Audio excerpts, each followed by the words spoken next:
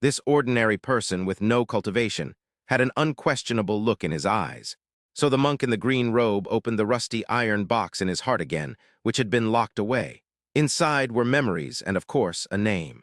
A moment later, Mu Yungui also learned that the person in front of him was surnamed Tan, while his girlfriend was surnamed Zai. Just then, the point of light that was rapidly falling from the sky was like a shooting star, hurtling towards the ground at an astonishing speed. In the blink of an eye, it landed steadily on the ground, right next to Mu Yungui. Although Mu Yungui already had some guesses about the identity of the visitor, he still couldn't help but feel a surge of joy when he saw it with his own eyes. Perhaps because this place was so different from when they first met, the old Taoist priest they had encountered at the ferry crossing now seemed to possess an ethereal, otherworldly aura. His entire demeanor had changed, making him appear even more profound, mysterious, and unpredictable. The old Taoist priest was still wearing his black and white linen robe, which fluttered in the wind, giving him an air of otherworldly elegance. He gently stroked his long, silvery white beard, a slight smile playing on his lips, and said with a hint of mockery, "You just threw 13 up there like that? Aren't you worried at all that they won't give him back to you?" Mu Yungui blinked. The true men of Guandao Temple wouldn't do such things, would they? The old Taoist priest squinted and smiled. He, maybe, after all, I was so poor that I had to sell talismans to afford the ferry ride back. Then the old Taoist priest changed the subject and sized up Mu Yungui. "Tusk, prematurely aged. I saw you when you were still in the chi refining stage. How come you seem to be regressing as you cultivate? On the contrary, this young lady has already formed her golden core in just 2 years.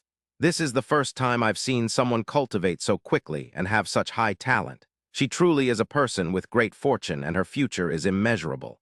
Jiang Ruochen smiled shyly. "Grandpa, you flatter me. By the way, about that talisman." Before Jiang Ruochen could finish speaking, the old Taoist waved his hand. "Let's go upstairs and talk about it." The boy and girl nodded. After he finished speaking, a magic array spread out from under the old Taoist's feet. After circulating for a moment, the three of them turned into streams of light and disappeared from the spot. Amidst everyone's shock, this white-haired youth with no cultivation level was invited to the Taoist temple. The monk in the blue robe, surnamed Tan, even felt like he was still dreaming. Chapter 112, Knowing. For several years, no cultivators had come to the heavens, but today, long-awaited guests arrived. Moreover, they were personally invited by the abbot. In the flowing light, the old Taoist priest began to speak. "That guy's name is Tan Yuan. We already know what you just said to him down the mountain. Tan Yuan is actually a pitiful person. 20 years ago, he lost his wife Zai Yang in an accident in the Northern Territory. After disappearing for a period of time, he reappeared in the central continent. Zai Yang has indeed been reincarnated, but her reincarnation was merely a mortal inn." The old Taoist priest did not immediately give the answer. Instead, he remained silent for a moment before leading the two men to the last step leading to the mountaintop. As the old Taoist priest and the two men steadily stepped onto the last step, a soft sound was heard. Immediately afterwards, the massive array that had been hidden atop the mountain suddenly lit up. Brilliant beams of light intertwined, forming a dazzling net that instantly enveloped the entire mountaintop. Seeing the old Taoist priest standing in the light, he slowly spoke. "Right here in your homeland, the eastern continent in the town of Gyusi, located within the territory of the Kao dynasty. As for the specific location, we'll just have to let him find it himself." With that, the old Taoist casually waved his sleeve, a hint of impatience on his face. Mu Yungui looked at the rapidly spinning array beneath his feet and understood what had happened. Just then, the girl tightly grabbed her master and shielded him behind her. Her beautiful face was unusually solemn, and her eyes lit up, revealing the flow of magical energy. The girl gazed intently at the sky, as if she could see the danger hidden within the clouds. With a gentle wave of her slender hand, her obsession rushed forth from an unknown corner. "Don't worry, this great formation is just to block what you're saying. It won't be long before it dissipates on its own," the old Taoist explained. Mu Yungui patted the girl's head and said gently, "But thank you anyway, Ryuachin." After hearing this, the girl put the hairpin she was fixated on back in her hair and sighed at the wonder of this place. Mu Yungui continued, "I thought that only those who reached the top of the mountain would have their secrets revealed to them by the temple." The old Taoist priest continued, "Actually, we've been watching the people down the mountain all along. What they ask for is something they'd be willing to give up their lives for. But we really can't help everyone. Those who climb to the top of the mountain are people with extremely strong beliefs.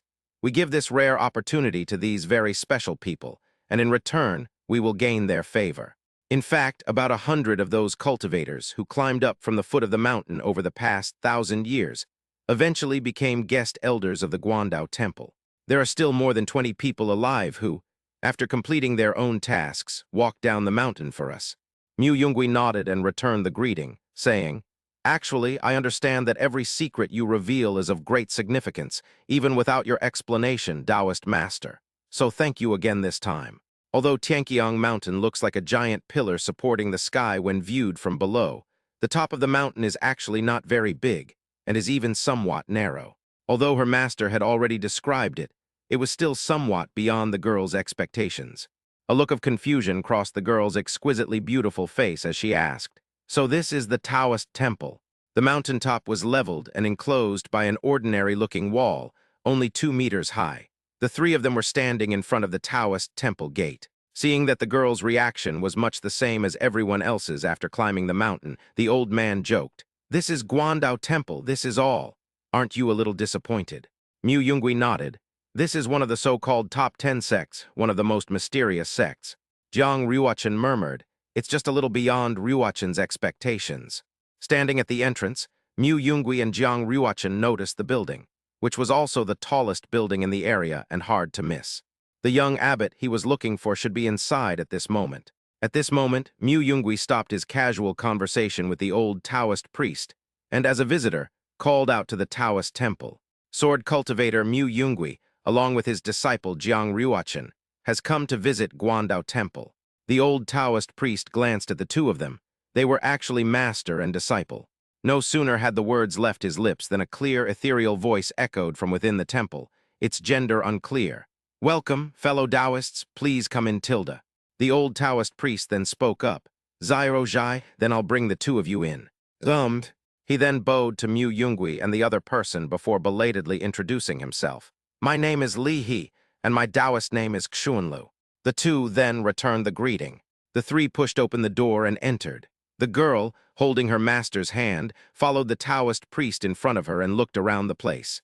To be honest, it was not as big as the girl's own small courtyard in Chin Valley. The three entered the building, which was rarely visited. The old Taoist priest stood behind a slightly ajar door, then turned to leave. "The abbot is inside, you may enter." Seeing that the two seemed about to ask something, Li He simply waved his hand and said, "What do you want to talk about? Let's finish our business first." The two nodded in unison. Then Mu Yungui pushed open the door and went inside with Jiang Ruochen. The furnishings inside were unusually simple and plain, almost to the point of being described as shabby. Looking around, there were only a few slightly old tables and chairs, and a few cabinets filled with books. However, in the very center of the room, an antique-style tea table sat quietly, surrounded by 4 soft cushions. At this moment, a long-haired boy dressed in a white robe was sitting upright on one of the prayer cushions. He gently lifted the exquisite teapot in his hand and was pouring 2 cups of tea. The boy was extremely handsome, with a slight upturn to his lips forming a faint smile. Especially his eyes, like deep lakes, were crystal clear, as if they could see through everything in the world.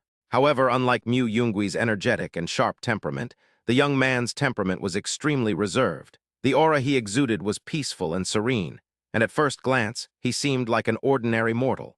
But upon closer observation, one could sense the extraordinary depth hidden beneath his unassuming appearance. When the two mortals met, Mu Yungui led the girl to sit down and drank some tea. It was just ordinary tea. Mu Yungui stared straight at the young man opposite him, while the young abbot remained silent, smiling at Mu Yungui. Jiang Ruochen, who was standing to the side, picked up her cup of tea and took a sip. She didn't know what the two of them were doing and didn't dare to speak. Master must have his reasons for doing this. Even after they had finished sipping their tea, neither of them made a move. They simply looked at each other. The atmosphere started to feel a little off, and the girl's thoughts began to wander. Could it be that her master liked? The absurd idea didn't continue to spread. Mu Yungui couldn't hold back any longer. "Master, aren't you going to ask me why I'm here?" The young abbot's smile was almost faltering. "I was actually waiting for you to start asking questions. If you don't ask, how can I tell you? If you don't tell me, how am I supposed to ask?" Jiang Ruochen. Mu Yungui took the teapot and poured 2 more cups of tea for himself and the girl, then cleared his throat. "Doesn't the abbot know everything in the world? Yes, but everything comes at a price. I'm not it, and to be honest, I can't see through fellow Taoist Mu. And fellow Taoist, Jiang beside fellow Taoist Mu has an aura that's too overwhelming and troublesome. I've thought about it and decided not to waste my energy.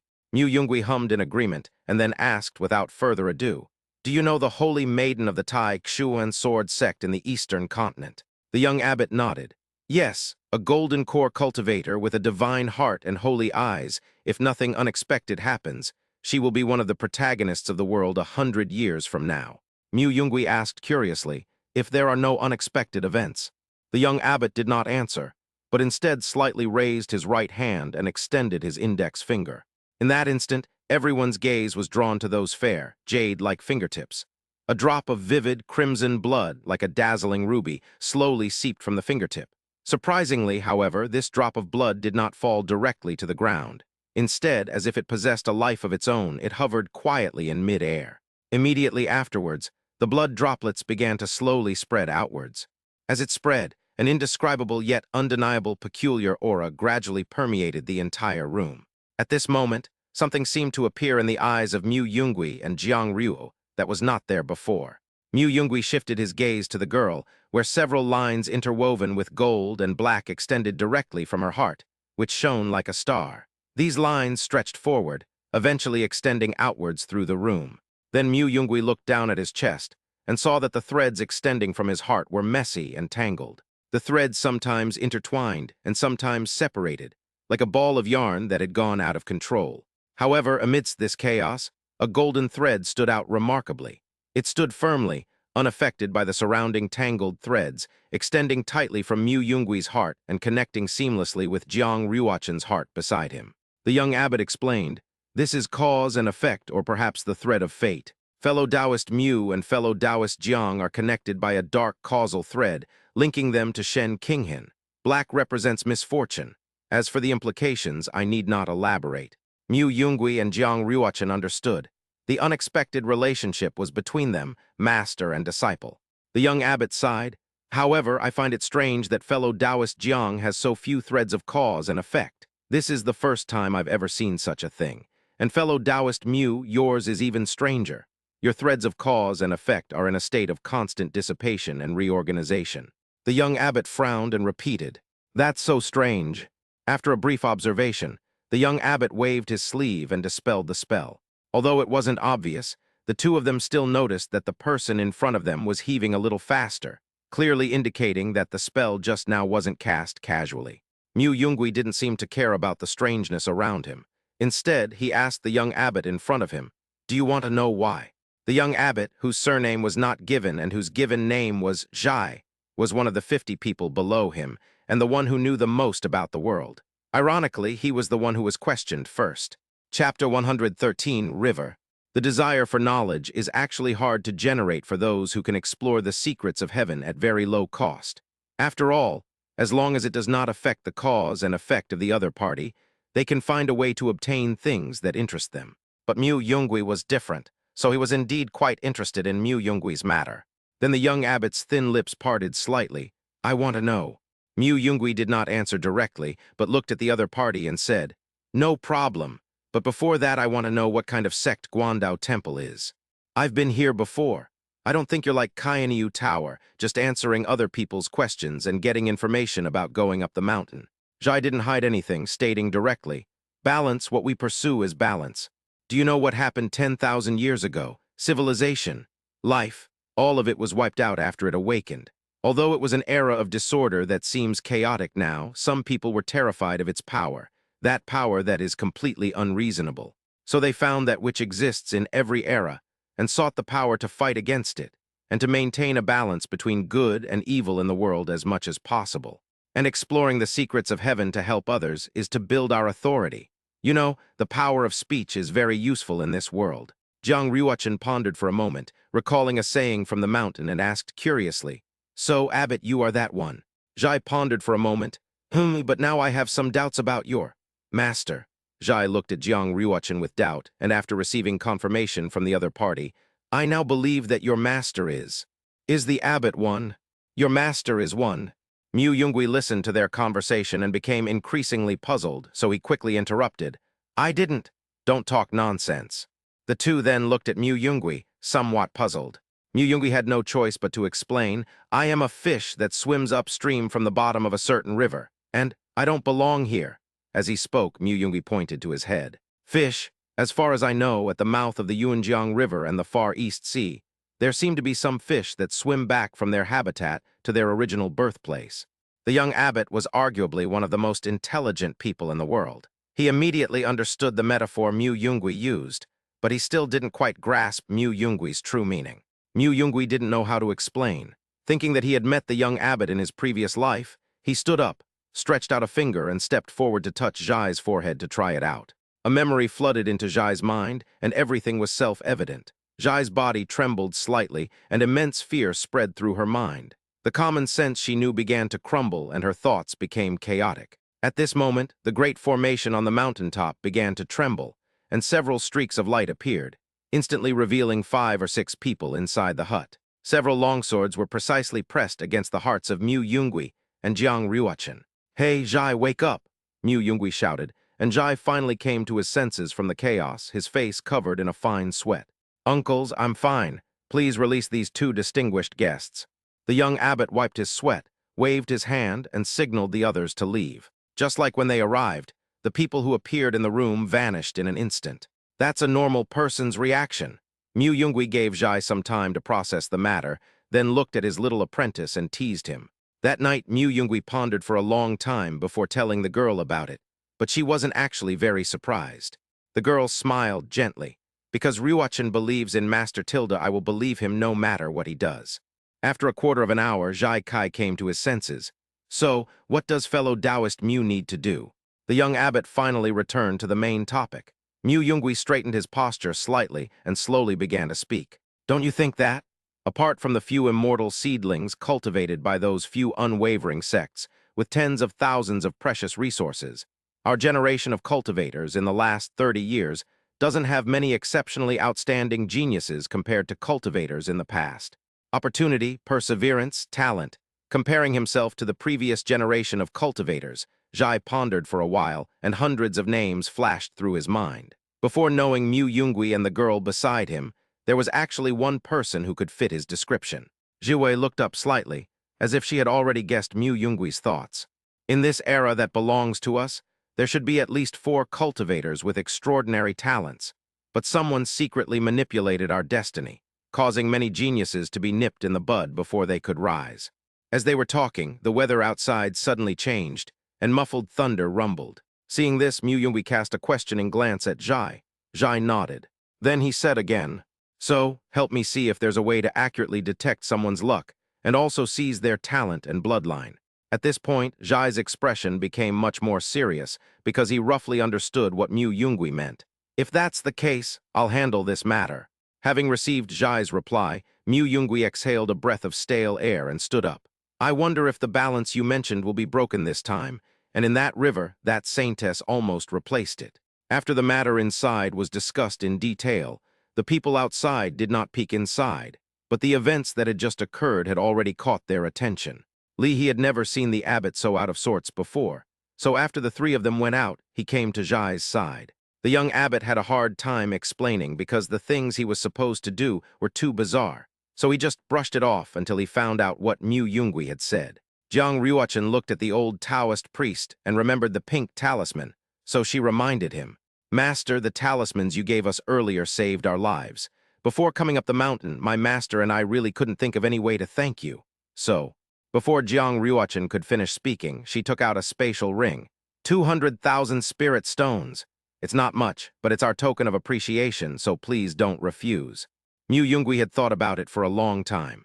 Given the other party's ability to draw talismans that could block attacks from the nascent soul stage, nothing he gave them would pass the other party's eye. However, the only thing he could tell was that the other party was very poor. When He saw the spatial ring, he knew its value was considerable to the other party. He initially wanted to refuse, but then he glanced at Mu Yungui. The other person was looking down at their nose, seemingly lost in thought.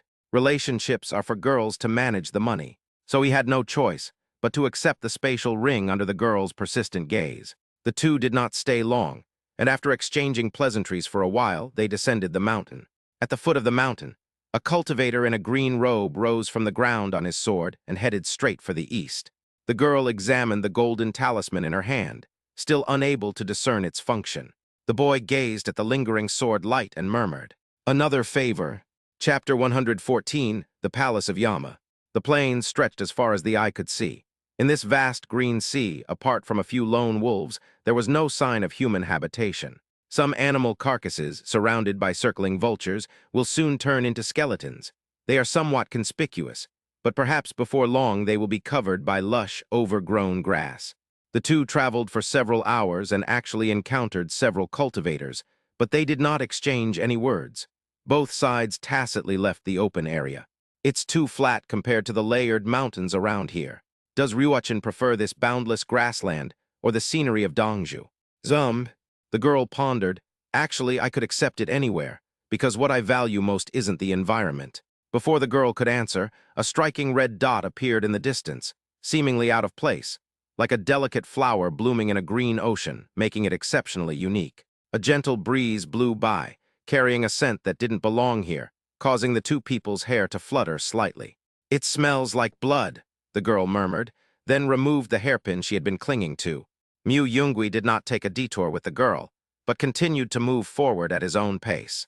The red color was to the left front of Mu Yungui and his companion, gradually becoming clearer in their field of vision as they approached.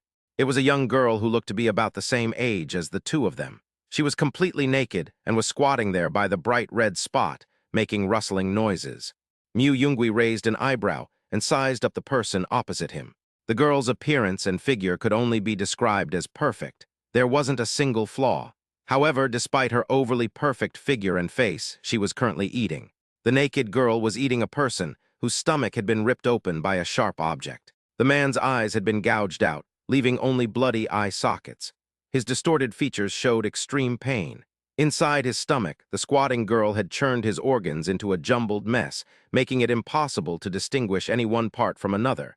It was just a mass of red and white stuff. The meadow was now covered in flowing blood, and that person was still breathing.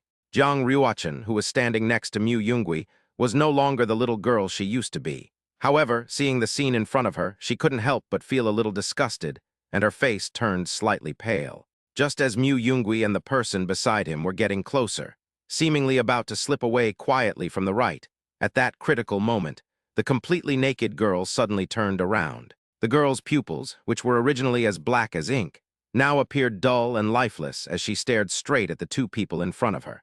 Her mouth was moving slightly as she chewed something, and with each chewing motion came a chilling, squeezing sound. Upon closer inspection, it turned out that what she was chewing was actually fragments of internal organs, and on the corners of her mouth, there were still a few strands of internal organ fragments that she had not yet swallowed, and the blood on those fragments was slowly flowing down her lips like thin streams of scarlet. Even more bizarrely, the blood stained her snow-white lips, which from a distance resembled an incomparably vibrant rouge, exuding an indescribable allure and terror. Then both sides stopped and remained silent for a moment. The crouching, naked girl then vanished from her spot. Bang! The sound of swords clashing echoed through the air, somewhat jarringly. Jiang Ryuachin, holding the sword Obsession, stood behind Mu Yungui, the blade pressed against the naked girl's piercing fingernails. Mu Yungui quickly turned around, moved away from the battlefield, and took a step back. The naked girl's slender fingernail now stretched out to several tens of centimeters in length. Only then did Jiang Ryuachin realize where the wounds on the dead person came from. After having his fatal blow blocked, Mu Yungui's face was full of panic. He shouted at Jiang Ryuachin, "They're coming for us." Jiang Ryuachin no longer held back. The power of light surged from her palms, and a curse descended from the sky, crashing down heavily. The naked girl was extremely fast and quickly dodged. The opponent did not know any magic, but the sharp blade in his hand and his speed had already reached the level of the golden core stage. "A ghost cultivator?" Jiang Ryuachin frowned slightly and asked in a sweet voice, "Who are you?" The opponent showed no intention of speaking, but instead attacked with extremely contorted movements. Mu Yungui dashed to the side, shouting, "Ryuachin, it's up to you. Her target should be me, so I just need to open up the battlefield now." Mu Yungui's position gradually moved away from the battlefield. He stood panting in the distance, watching the fight. The naked girl was like a lithe, wild beast, constantly trying to rush towards Mu Yungui, but was interrupted by Jiang Ryuachin. A fierce and incomparably powerful obsession shot out like lightning, carrying unparalleled might, and pounced straight towards the naked girl. In an instant, the girl's arm was severed, but at the very moment the arm was severed, a strange energy surged forth, and in the blink of an eye, it was restored to its original state. Fortunately, Jiang Ryuachin, who possesses divine power, wields a celestial sword and maintains a firm grip on the advantage. Although she cannot kill her opponent at this moment, she absolutely suppresses him. Mu Yungui revealed a smug look and breathed a sigh of relief. Ryuachin, she shouldn't last long, will capture her alive. Wanting to help, Mu Yungui pondered for a moment, then took out a pill to restore spiritual power from his pocket. The spiritual sea, which had already been repaired, was like a water tank, now just waiting for enough spiritual energy to enter the body to restore its realm. Moreover, compared to the barrenness of the eastern continent, the central continent was far more brutal.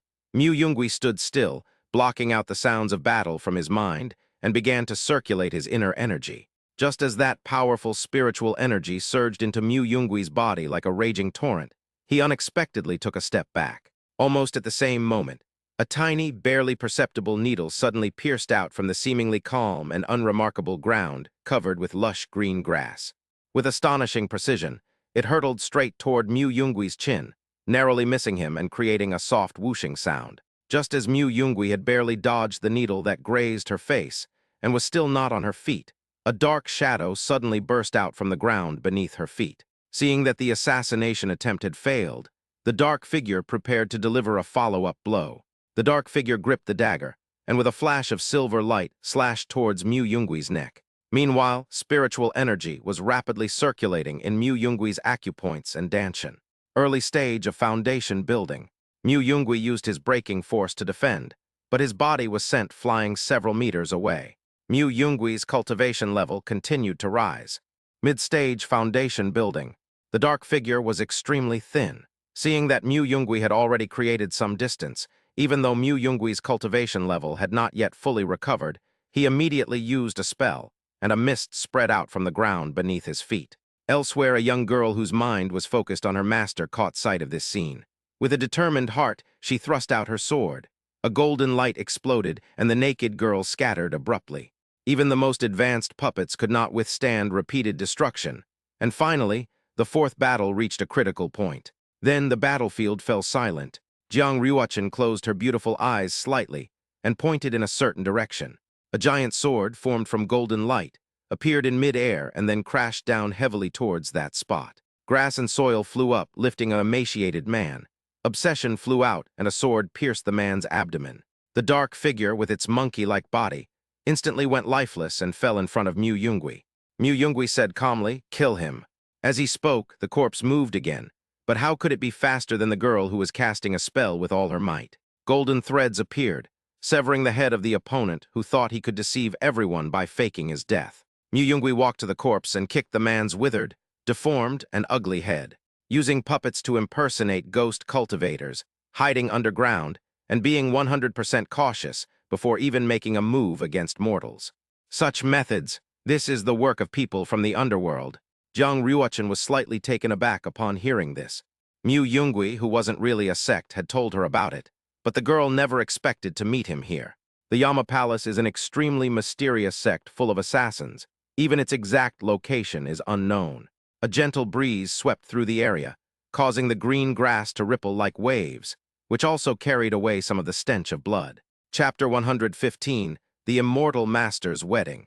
After the bizarre spirit puppet and the assassin whose body resembled a small monkey were dealt with, the Yama Palace's tracking range for the client narrowed considerably, leaving it only in the central continent. The Yama Palace master, whose true identity had never been known to anyone, actually paid some attention to the price offered by the client this time. It was a full 10 million spirit stones. It wasn't that there were very few cultivators offering such a bounty. On the contrary, there were many. It was just that most of them were extremely difficult to kill or people with extremely strong cultivation. This time, the $1 million sum was different from before, and the person involved was a young man whose cultivation level was only at the golden core stage.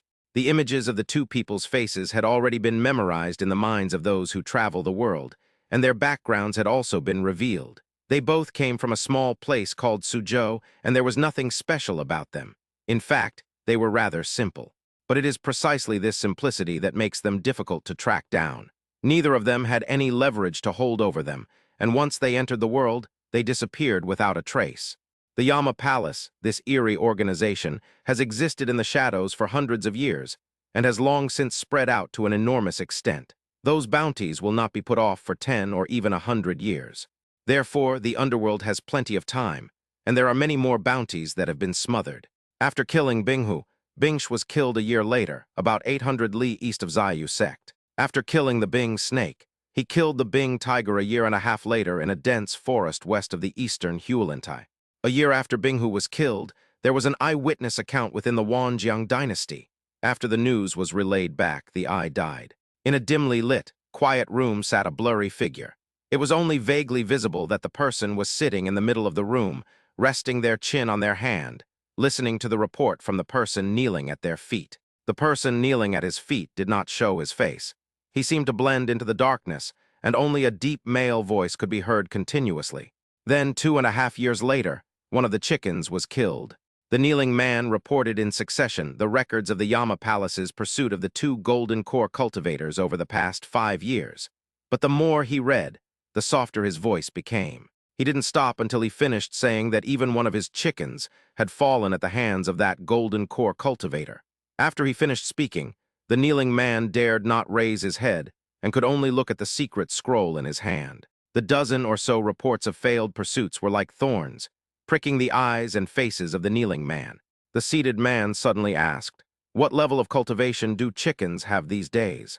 Upon hearing this, the kneeling man hurriedly explained in a low voice, "Just as the sect leader did when he founded it, Yijai is at the early stage of the nascent soul realm." The seated man still rested his chin on his hand, his tone devoid of any emotion.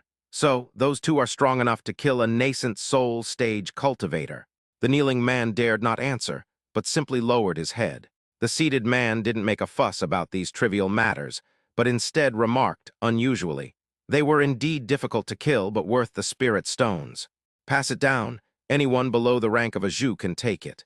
After saying that, the blurry figure vanished from the dark room, leaving only the person kneeling. The man didn't dare to get up until much later. After confirming that his respected superior had left, he slowly stood up and muttered, "This money is really hard to earn." So, within the Chin Valley region, there is a nearby town called Shuramo, located within the territory of the Takamatsu dynasty. But rather than belonging to the emperor, White Jasmine Town is more like a small town sheltered by the Valley of Pianos. Beimo Town is famous because it is surrounded by jasmine flowers of excellent quality and rich fragrance. These jasmine flowers not only exude a captivating fragrance, but their superior quality is also truly remarkable. Besides their fondness for the famous teas revered as celestial treasures, the many cultivators in Chin Valley also have a great fondness for the jasmine tea made from the local flowers. Because of this special connection, almost every household in Beimo Town owns its own tea plantation. It is no exaggeration to say that the entire town's residents rely on these tea fields for their livelihood. It's currently May or June, the peak blooming season for jasmine. The snow-white blossoms are in full bloom, and a gentle breeze carries their rich fragrance, making one feel as if they are immersed in a sea of flowers. A light drizzle made picking difficult.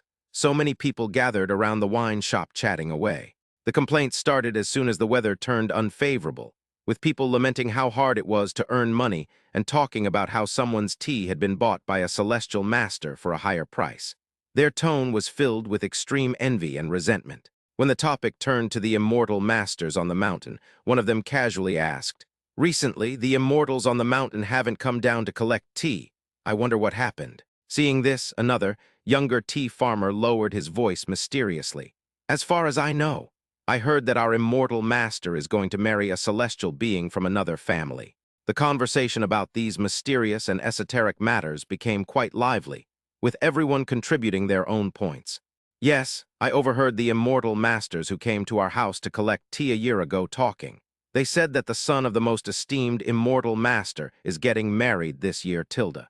Another person asked, "What do you think the immortal master's wedding was like? Was everything, even the carriage, made of gold?" Someone nearby scoffed, Ha tilde immortal masters can go to heaven and earth and are omnipotent. What's the point of having that gold? It must be a wedding banquet held in the clouds, inviting all the gods and immortals to sit on the celestial canopy and overlook this land. After saying this, the man took a sip of his drink and pointed to the sky, but the sky was covered with dark clouds, creating a somewhat oppressive atmosphere.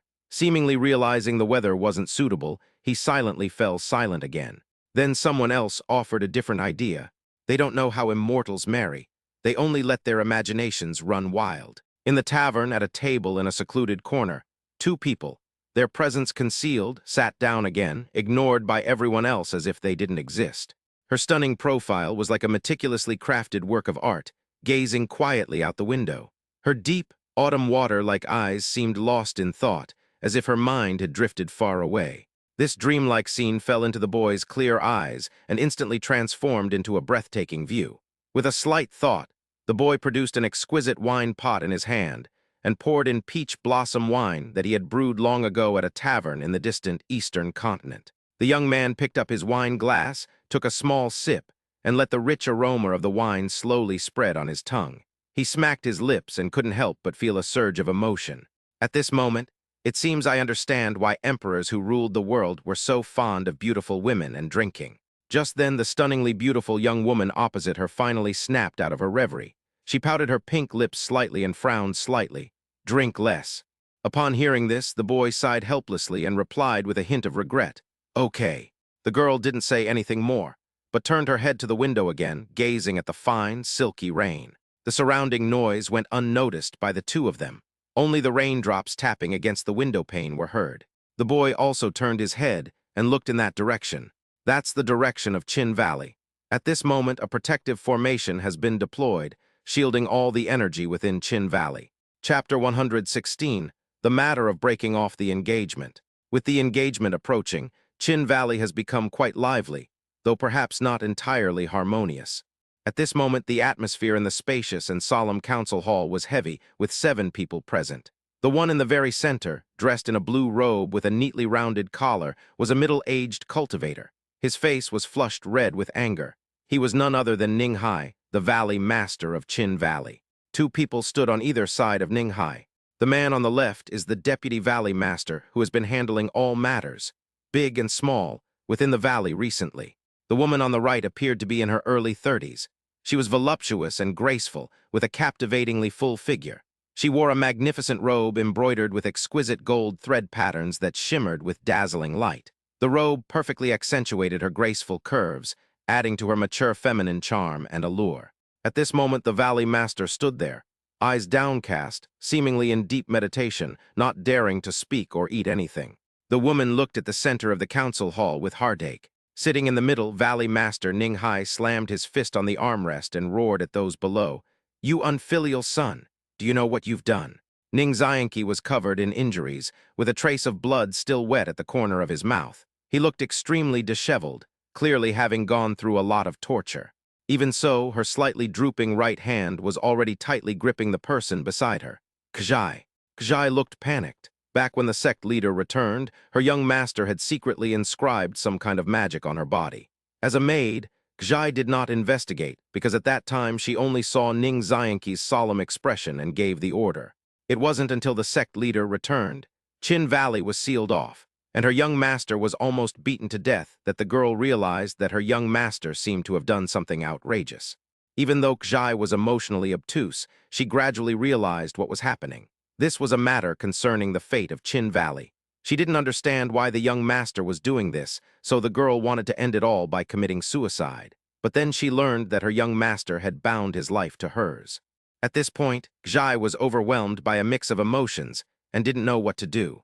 After that, Ning Xianqi held her hand tightly and never let go, not even when Ning Hai, the sect leader, was on trial. At this moment, in front of the holy maiden of the Maoyan immortal sect and her own sect leader, Kjai wanted to let go, but she couldn't even do that, because Ning Xianqi was holding on too tightly, too tightly. The events that happened in such a short time left her at a loss. The woman, who was usually calm and collected, was now trembling with panic. Ning Xianqi lowered his head and murmured, "I know exactly what I've done. Now that things have come to this, I'll let you decide how to deal with me."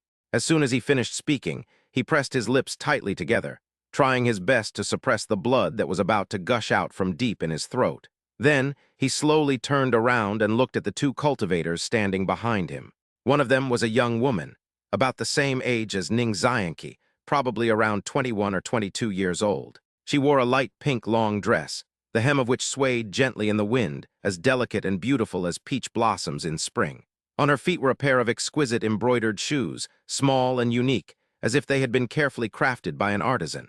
Her long black hair, cascading down her shoulders like a waterfall, added to her gentle and graceful appearance. What was particularly striking were the girl's large, bright eyes, like twinkling stars in the night sky, clear and dazzling. It was a pity that a veil covered most of her face, preventing anyone from seeing her true features, but one could imagine she must be incredibly beautiful. Ning Xianqi turned his neck with difficulty, his gaze falling on the elegant young woman in the light pink dress. A faint hint of apology appeared on his already pale face, already clouded by his injuries. "I'm so sorry, but I already have someone I love in my heart." However, in response to Ning Xianqi's words, the elegant young woman simply blinked her eyes. Due to the veil covering her face, no one could know what her expression was at that moment. An elderly man with white hair stood next to the girl. The old man spoke angrily. "The young master of Qin Valley's actions are an insult to our Maoyan immortal valley and my young lady." Ning Xian said apologetically, "What's done is done." "Shut up," Ning Hai, who was sitting in the middle, roared. And then Ning Xianqi was instantly severely injured, covered in blood. Upon seeing this, the woman sitting next to Ning Hai couldn't hold back any longer and quickly spoke up to stop her, saying, "He is your child." But Ning Hai became even angrier after the woman finished speaking. "HMPH? Yes. Just because he is our child, the heir of Qin Valley, he thinks I wouldn't dare take his life, so he dares to do such a thing. A secret technique, I don't know where I got it from. A contract change, a pact. Linking my life with that of a maid to die together. To die together." Ning Hai couldn't help but repeat the phrase, "to die together," again. "I refuse to believe there's no way to break a mere golden core or nascent soul contract." Ning Xian stood up unsteadily but still continued to speak. "You'd better not waste your time. Didn't you try for a few days before, but it was useless.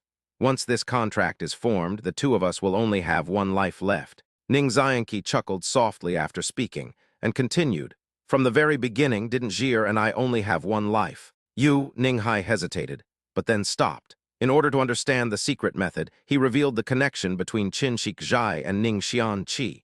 Everyone from Miao Yin Immortal Valley already knew about it, and even if both sides tried to find a way, they still couldn't break the contract. It's unclear who Ning Xianqi has come into contact with in the past few years. But even Ning Hai was surprised when he found those materials and techniques in that secret room. The zither attendant's chest is now worth at least tens of millions of spirit stones. Ning Hai thought to himself that if he found the person who gave Ning Xian this idea, he would definitely treat them well. At this tense moment, the elegant young woman who had remained silent spoke softly. "Since brother Ning already has someone he loves, let's leave this matter at that." Meanwhile, the young lady of Maoyan Immortal Valley, known as Ziyuki, turned her gaze to the tightly clasped hands of the man and woman before her. Her beautiful eyes flickered with uncertainty, as if she were pondering some unknown thought. Upon seeing this, the white-haired old man couldn't help but say, "How can this be allowed? Miss is exceptionally intelligent and talented, possessing the potential of an immortal. She was betrothed to him in Qin Valley a long time ago. How can we let a mere maid interfere? It's utterly absurd." Kjai dared not move, only lowered her head and trembled slightly. Ziyuki said calmly, "This young lady is not bad either. She is Ning Jija's childhood sweetheart, and her cultivation level is not much lower than mine. Besides, Qin Gu's zither attendant, is that really this young lady's fault? As for the marriage between Qin Valley and Maoyan Immortal Valley, it won't really help much. The dilemma facing both sects is insufficient strength. Marriage alone cannot magically provide a dozen or so additional cultivators at the Mahayana or tribulation transcending stages. It might even plunge us into a worse situation." Ziyuki spoke slowly, and Ning Hai raised an eyebrow. Having regained some strength, Ning Xianqi spoke again. "Do you think the sects haven't considered forming alliances with other sects? The 10 major sects are meant to check and balance each other, so forming alliances. Basically, every sect would think of that, but why don't they do it? That's because everyone is maintaining this unspoken balance. If the alliance between the two sects threatens the status of other sects, those top-ranked sects will also join forces. Then what's the point of us doing this? If we do that, those sects that have reservations will also take action, which will lead to both conflict and cooperation. In the end, it would be better to maintain this situation, with only the 10 of us holding the reins of power. Marriages and such are not an option. Who asked you? With that, Ninghai waved his sleeve again, knocking down Ning Xianqi, who was panting heavily. Ziyuki looked at the remarkably resilient Ning Xianqi and sighed softly. Please, Uncle Ning, show mercy. After all, Brother Ning is right. Ninghai glanced at Ning Xian, who was still breathing, and snorted coldly. Then his expression softened as he looked at Ziyu Qi with helplessness. Wouldn't your uncle's actions betray your father's promise? It's a shame that Ziyuki has had to suffer. Ziyuki shook her head, devoid of any emotion. That was just a promise between my uncle and my father, wasn't it? Ninghai looked embarrassed. Ziyuki added, what uncle is thinking is just what uncle thinks, right? Those aren't my feelings, so I'm not wronged. Ziyuki, who had come to Chin Valley to discuss the engagement when it was almost finalized, never expected that such a shocking thing would happen. The girl then looked at her fiancé, who was struggling to get up. Although the two were engaged, they had only met a few times since childhood and were not very familiar with each other. She came here hoping to get to know her future husband, only to find that she had already become a loser. Ning Xianqi was exceptionally talented and handsome, and Ziyuki didn't dislike him. On the contrary, she found him quite interesting. But the other person already has someone they love, and yet she did this for them. In that case, there's no need to keep arguing. Taking this opportunity, Ziyuki said to Ninghai, actually, Ziyuki doesn't really like having her fate predetermined by others. I prefer to take control of my own destiny. I'll explain everything to my father when I get back this time. As for the outside world, let's just say that the young master of Chin Valley and the holy maiden of Maoyan Immortal Valley don't get along. Having said that, she seemed amused by her own words, and a soft laugh came from under the veil, as gentle as a spring breeze. The girl named Ziyuki didn't really care about the broken engagement. Chapter 117, Find Your Mother. Beimo Town. In stark contrast to the bustling and noisy wine shop we had just visited, there was another wine shop with an elegant and tranquil atmosphere. The wine shop was deserted, almost deserted, a stark contrast to the bustling scene across the street. It's not because the drinks here taste bad. In fact, in the eyes of the town's residents, the two wine shops' wines are equally delicious and comparable. It's just a matter of price. Each jar of wine sold here costs the equivalent of 6 or 7 jars of wine combined in the shop next door. Such a high price, even if it's not some rare and precious Tianqiang water, is enough to deter most people. After all, for ordinary people, cost-effectiveness is the primary factor they consider when making a purchase. As a result, the wine shop naturally became deserted. People passing by would occasionally cast curious or disdainful glances, and then hurry away after saying something like, "This shopkeeper probably doesn't want to do business." If this continues, this wine shop, which originally had a unique style and high-quality wines, will only be able to hold on to the loneliness brought by its high prices in a desolate state. It was shrouded in mist and rain, and the place was deserted until 2 people wearing loose-fitting hooded robes walked in. The face was obscured by the large hood, but the boy's voice rang out, "Shopkeeper, bring me wine." Beside me, another girl's gentle voice rang out, "More than half a cup, not a full cup." This is the code of Kainiu Tower. As one of the 10 major sects along with Chin Valley, Kainiu Tower also has a branch here. A divine sense probed out, attempting to ascertain the identities of the 2 people, but it vanished as if it had disappeared into the ocean. Only a few spirit stones flew away with the probe. Seeing the other party's attitude, the shopkeeper did not expand his business. A jar of wine flew out from behind the curtain of the back room, with a newspaper roll tucked inside. Several months have passed since the closure of Chin Valley was lifted, but Mu Yungui dares not go up the mountain again, knowing that the reason for the closure of Chin Valley has something to do with him. I came to Kainiu Tower on my way to another place, just to see what was happening. Mu Yungui and Jiang Ruochen sat down, and then spread out the official gazette. The contents were not much different from what he had expected. Mu Yungui's sword aura circled around the 2 of them before he spoke. "Since he's determined to do this, I can't control the consequences." The young girl frowned slightly and murmured, "I wonder what will happen to Sister Xai. This contract is unsolvable. The 2 of them are on the same fate. Valley Master Ninghai should not harm his only son. However, punishment is likely unavoidable. I still hope Brother Ning can pull through. At least their lives should be safe. Mu Yungui put down the official report filled with recent events on the mountain in the tavern and took a sip of wine. It tastes pretty good. The official gazette came from Kaianulu, and the tavern was also run by Kaianulu, so the drinks were also from Kaianulu. The girl across the table was resting her chin on her hand, with strands of hair hanging down, some of which were draped over the table. After hearing her master's caring and comforting words, the girl's tense heartstrings finally relaxed a little, and she gently exhaled a breath of stale air. She slowly came to her senses, her gaze falling on her master's exceptionally handsome face, and she frowned slightly as she said, "Master, why are you drinking again?" Mu Yungui nodded and replied, It's not really appropriate to not drink at a tavern, is it?" Seeing this, the girl couldn't help but turn her head away, muttering to herself, "You haven't even become a sword immortal yet. You can't just let yourself go like this." The voice was soft, but it still clearly reached Mu Yungui's ears. Upon hearing this, Mu Yungui couldn't help but cough twice, then feigned composure and retorted, "Cough, cough, cough, your master. That was once a sword immortal, you know. This is a piece of cake for me. It's just a temporary restoration of my former glory." However, the girl was clearly not buying it. A meaningful smile appeared on her lips as she ruthlessly exposed Mu Yungui's lie. "Master, you weren't always such a heavy drinker." After she finished speaking, she stared intently at Mu Yungui with her bright, lively eyes, as if trying to catch some clues from the changes in his expression. Mu Yungui feigned shock. What sword immortal doesn't drink?" The girl shook her head. Having spent 7 or 8 years with him, how could she not know the expression on her master's face when he lied? So she leaned on the table and reached for the wine pot, while Mu Yungui used his fingers to block the girl's face from approaching. "Hey, hey, hey, don't flirt in my tavern." At that moment, the curtain connecting the tavern to the back room was pulled open, and a young girl wearing an apron walked out, cursing and swearing. "Is this kind of fine of 20 spirit stones?" The shopkeeper girl took off her apron as she walked out. She wore a light red dress and a bright red gold hair ornament, which made her look lively. The shopkeeper girl looked up at the 2 people in front of her who had taken off their hoods and paused for a moment. Then the 3 of them said in unison, "You." Mu Yungui glanced at the girl in red and was also taken aback. Jiang Ryuachin also felt that she had seen this girl somewhere before, so she asked curiously, "I have seen this girl before." A moment later, Mu Yungui's lips curled into a wicked smile, and he said, "Oh, isn't this Miss Sheila, the daughter of Kaianyu Tower?" "You, how do you know me? I haven't revealed my name."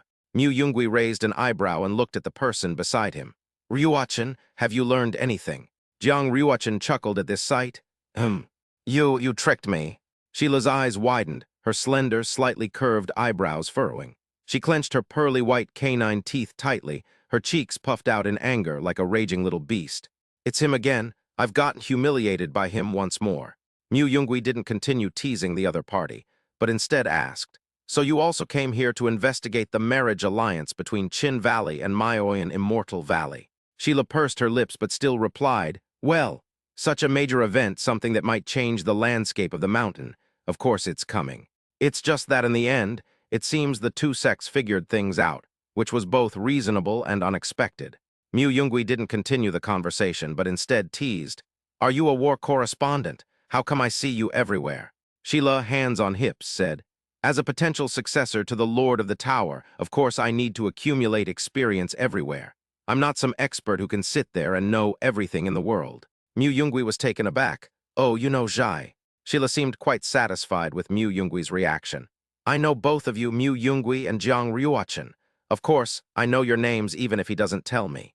A big shot with a bounty on your head by the King of Hell. So why are you here?" Mu Yungui waved his hand. "We're just bystanders here to watch the show.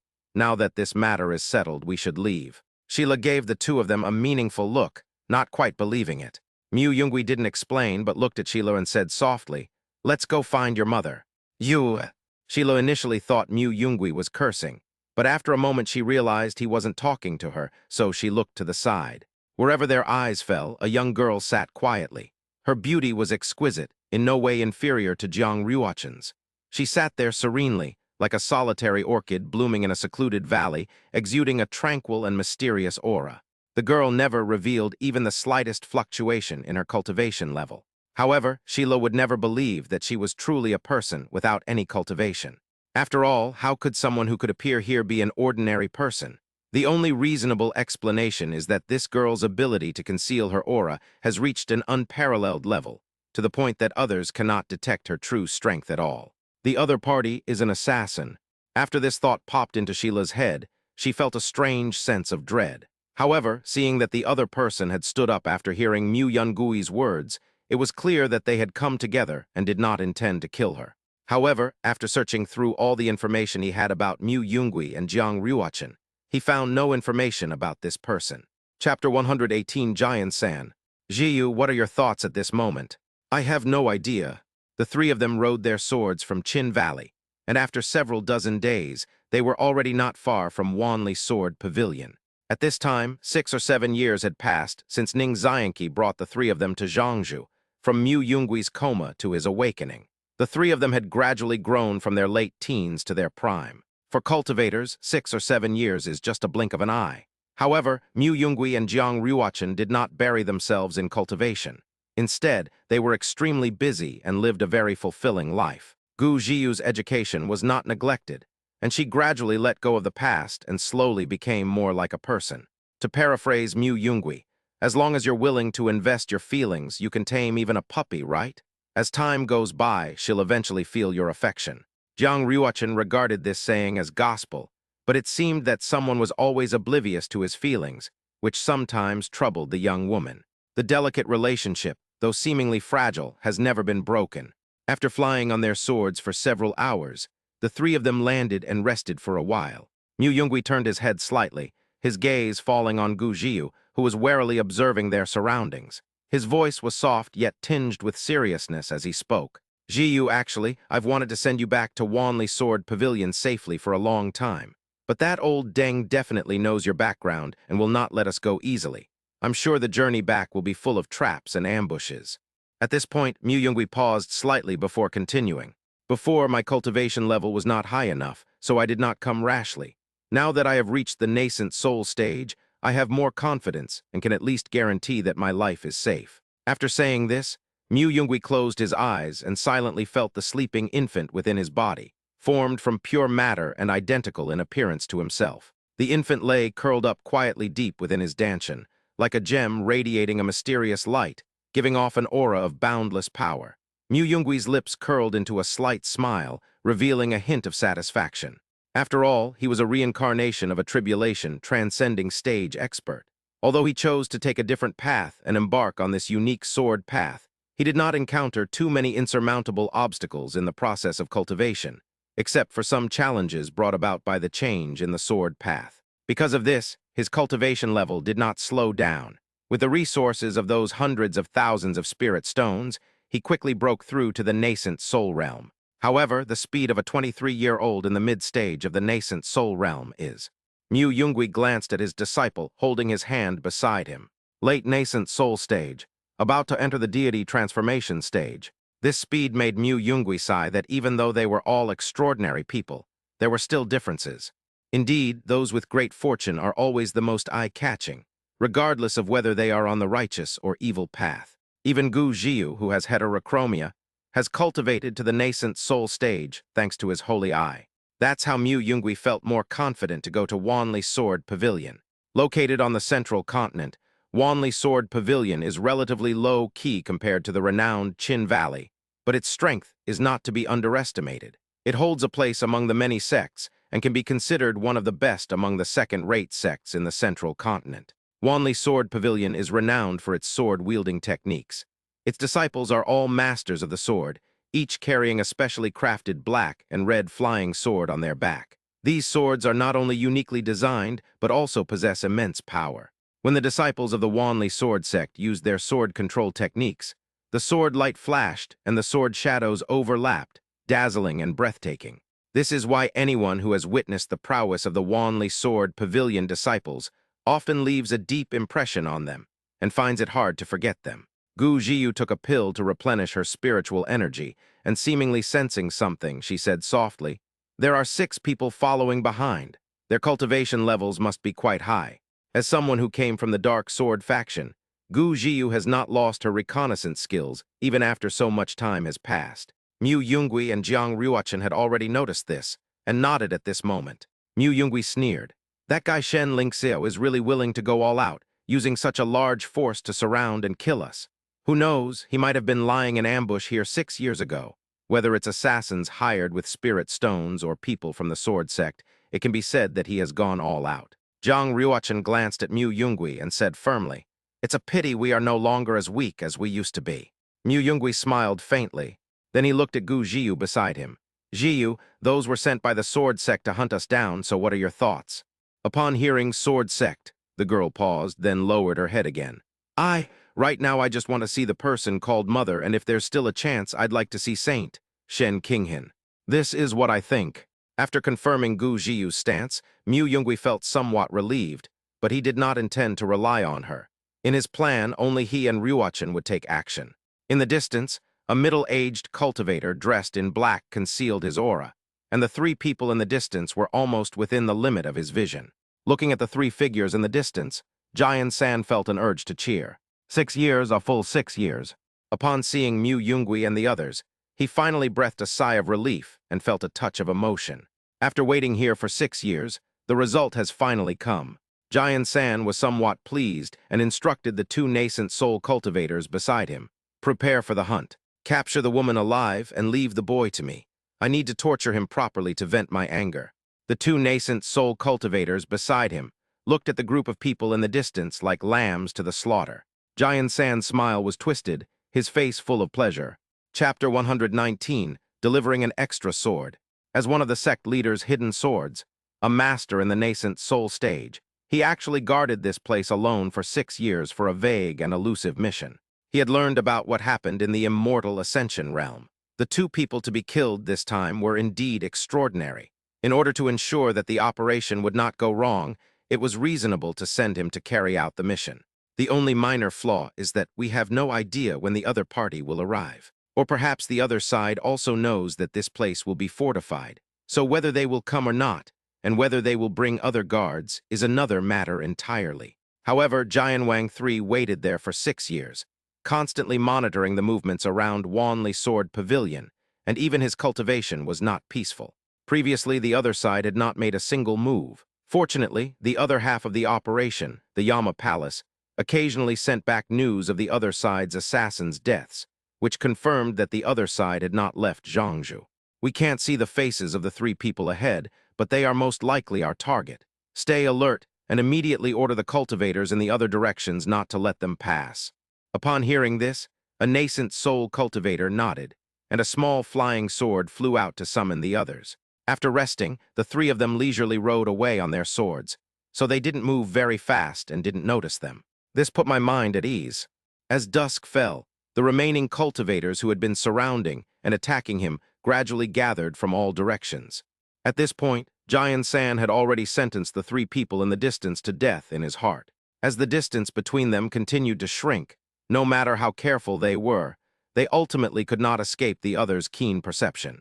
Just then, the silver-white longsword that Jian San was carrying on his back suddenly let out a clear whoosh and was drawn out of its sheath in an instant, just like a bolt of lightning.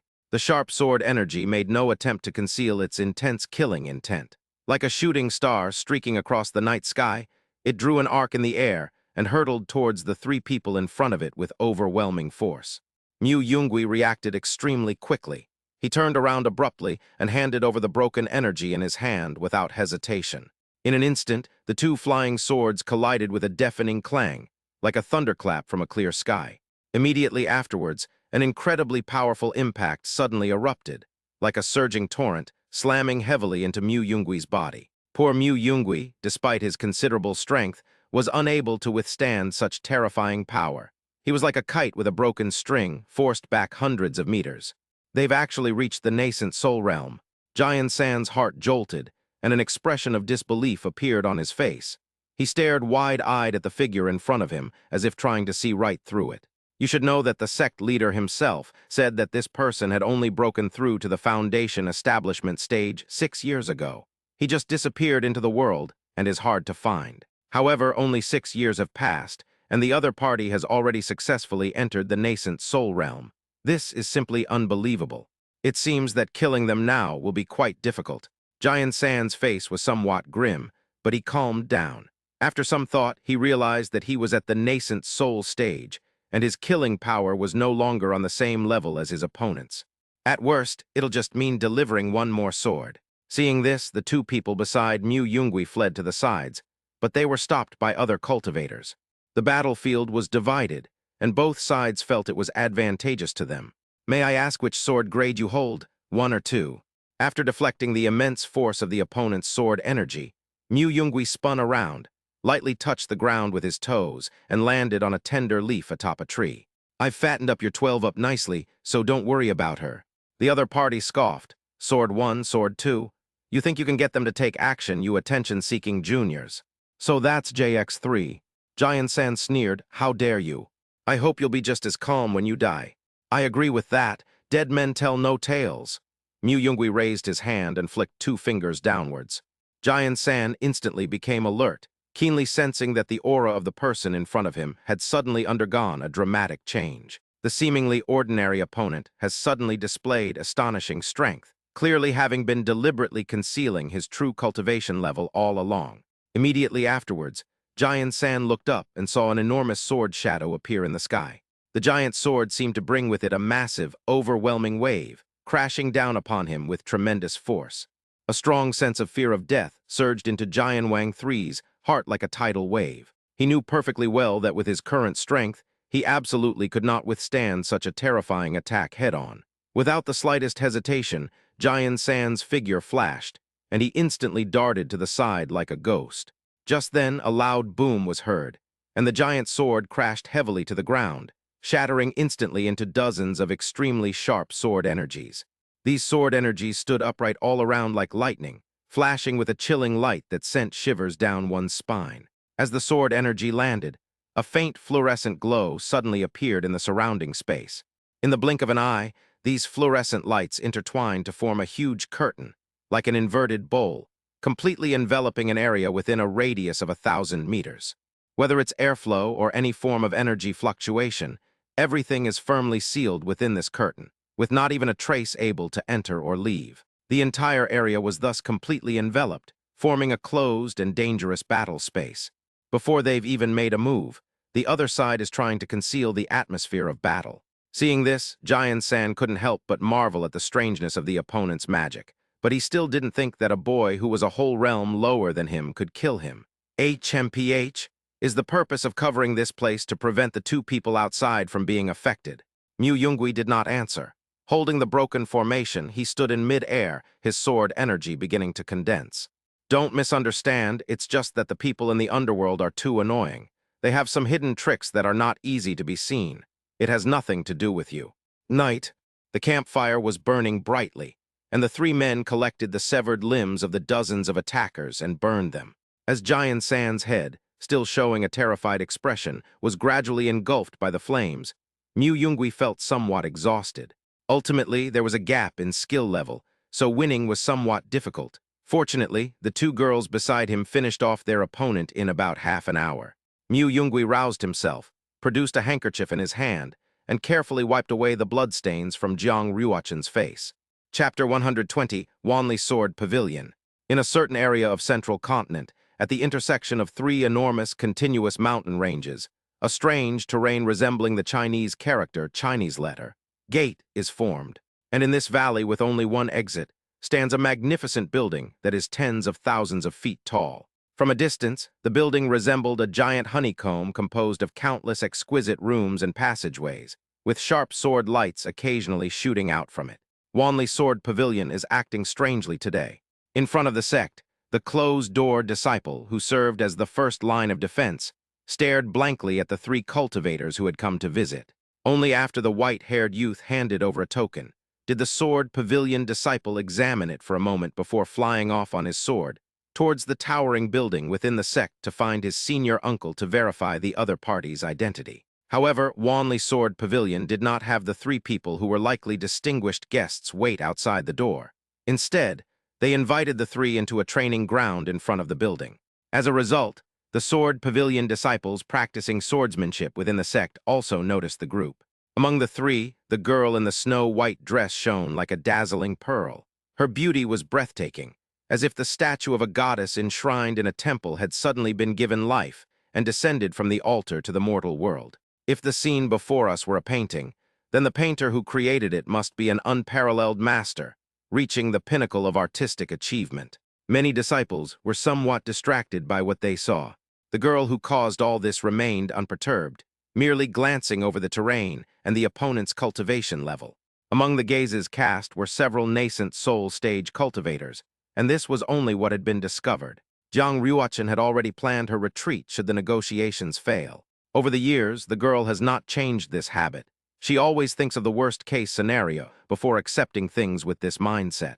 When the intense gazes around them became too much to ignore, the girl suddenly took the hand of the person next to her.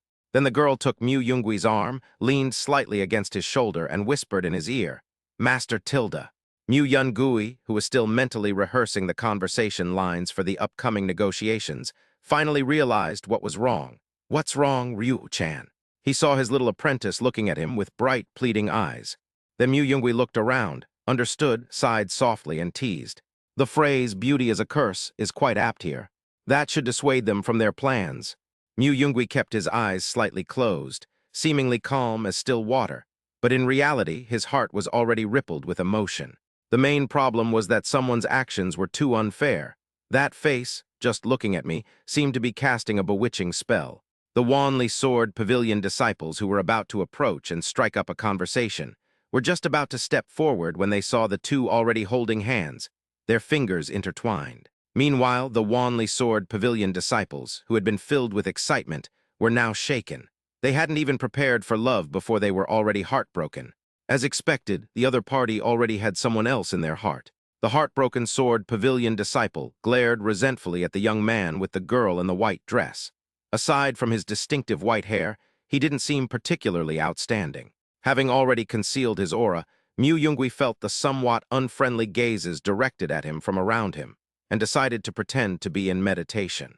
Then some unwilling wanly sword pavilion disciples turned their gaze to Gu Jiu standing to the side. The girl was actually just as beautiful as the girl in the white dress with her ponytail tied with a red ribbon, but she gave off a very special feeling. It's not exactly quiet and elegant, it's more like a bit dull. Gu Jiu frowned. "Mu Yungui, so many people are looking at me." Once a member of the Dark Sword 12, she always walked in the shadows. Even after becoming Gu Jiu, she only ever interacted with Mu Yungui and Jiang Ruochen, and at most Ning. The gaze she was being given made the girl uncomfortable. Before Mu Yungui could even think of what to do, Gu Jiu imitated Jiang Ruochen's earlier action and tried to take Mu Yungui's arm. Almost the instant Gu Jiu acted, a slender hand pinched her cheek. Jiang Ruochen frowned slightly. "You, no way." "Gu Jiu, why?" Jiang Ruochen said proudly, "Because this is my master." "Oh." Gu Jiu lowered her head, neither arguing with Jiang Ruochen nor doing anything else. Mu Yungui gave a wry smile, unsure of what to do. Fortunately, the disciple who had the Qin Valley secret order returned at that moment, accompanied by a middle-aged man who looked to be around 40 years old. The disciple handed the Qin Valley secret order to Mu Yungui with both hands and then left, leaving only the middle-aged man behind. "Have you fellow Taoists come from Qin Valley?" Mu Yungui and Jiang Ruochen exchanged greetings and then introduced themselves. Mu Yungui smiled and said, "I can only be considered a half-hearted cultivator from Qin Valley. We are close friends of young Master Ning and have long admired Wanli Sword Pavilion. We borrowed that token hoping to take this opportunity to visit your esteemed place." "Fellow Taoist is also a sword cultivator." Mu Yungui nodded slightly, then slowly released a portion of the sword energy that had been contained within his body for a long time. In an instant, a sword intent arose in the space, carrying unparalleled spirit and sharpness, and spread outwards at an astonishing speed. Wherever the sword intent passed, the disciples who were practicing swords nearby suddenly felt a force enveloping them, and the long swords they were holding tightly began to tremble uncontrollably. The flying sword seemed to possess its own will, struggling desperately to break free from its restraints and submit to this sword intent. At this moment, everyone watching was stunned. They opened their mouths wide, stared with wide eyes, and had expressions of disbelief on their faces. What a magnificent sight!" Zhou Feng couldn't help but exclaim. As he spoke, he stretched out his right hand and placed it on his sword sheath. "Such sword energy! Fellow Taoist Mu, are you from the north?" At this moment, Zhou Feng's address to Mu Yungui had changed from fellow Taoist to fellow Taoist Mu. Although it may not seem like a difference, a significant change had occurred. Mu Yungui naturally noticed the change in the other party's attitude. I am not a sword cultivator from the Northern Territory. As for my master, he dislikes dealing with people. I'm afraid I cannot disclose that information. A hint of embarrassment appeared on Mu Yungui's face. Upon seeing this, Zhou Feng felt reassured. The other person's master must be a sword immortal. Disliking to interact with people, are all sword immortals like this? It seems the other party's identity is not simple. At this point, the matter of the other party coming with the Chin Valley secret order was not investigated further, since the token was indeed genuine. Mu Yungui said, Uncle Master Zhou, my master was acquainted with two seniors from Wanli Sword Pavilion. I have come here on behalf of my master to pay them a visit. Zhou Feng had a question. Did someone in Wanli Sword Pavilion actually know the sword immortal? Zhou Feng asked, May I ask who these two are? Mu Yungui said earnestly, The immortal couple. At this point, a hint of surprise flashed across Zhou Feng's face before he calmed down. Mu Yungui noticed the other person's strange expression. Then Mu Yungui continued, I also heard about the deeds of the Mandarin Duck immortals from my master. But my master had his own difficulties at the time and could not help them, which was truly regrettable. Upon hearing this, Zhou Feng made no attempt to cover up the scandal. Instead, his face was filled with remorse. Alas! The sect wronged junior sister Gu and senior brother Mo back then. Seeing the other party's appearance, Mu Yungui felt reassured, but still stated his purpose and continued to probe. Is that sword immortal Gu still alive? Hearing the seemingly presumptuous question from the young man in front of him, Zhou Feng became wary and frowned slightly. What does fellow Taoist Mu want to do? As expected, the people of Wanli Sword Sect still hadn't accepted what had happened before. While some people might feel regret and guilt over such a scandal, others simply treated the insane Gu Huanian as a sect scandal and wanted to suppress it without further concern. Fortunately, the Zhou Feng in front of him leans towards the former. Uncle Master Zhou, to be honest, my master and the two of you were from the past, and I had met Gu Jiangxian once before. So the reason I've come here is actually to see if I can awaken Gu Jiangxian. Zhou Feng frowned slightly, his eyes fixed on the person opposite him, a hint of suspicion involuntarily showing on his face. It's important to know that even within the sect, the intricate relationships between those two individuals after their hasty escape remain a mystery, difficult to unravel. That's why Zhou Feng was staring intently into the other person's eyes, trying to find even the slightest flaw or anomaly. However, no matter how carefully he observed, those eyes seemed to hold no secrets. Zhou Feng couldn't help but wonder, could everything the other party said be true? Just then, Jiang Ruochen, who had been quietly observing everything from the side, shifted her gaze from the two of them, but couldn't help but sigh inwardly. She truly admired her master's masterful acting skills. Recalling the various moments she spent with her master, Jiang Ruochen couldn't help but wonder if her master had ever put on such a subtle act in front of her. Thinking of this, a complex and indescribable emotion welled up in the girl's heart. Upon hearing the young man reveal his true purpose, Zhou Feng shook his head. Since you say so, then you also know that she has gone mad.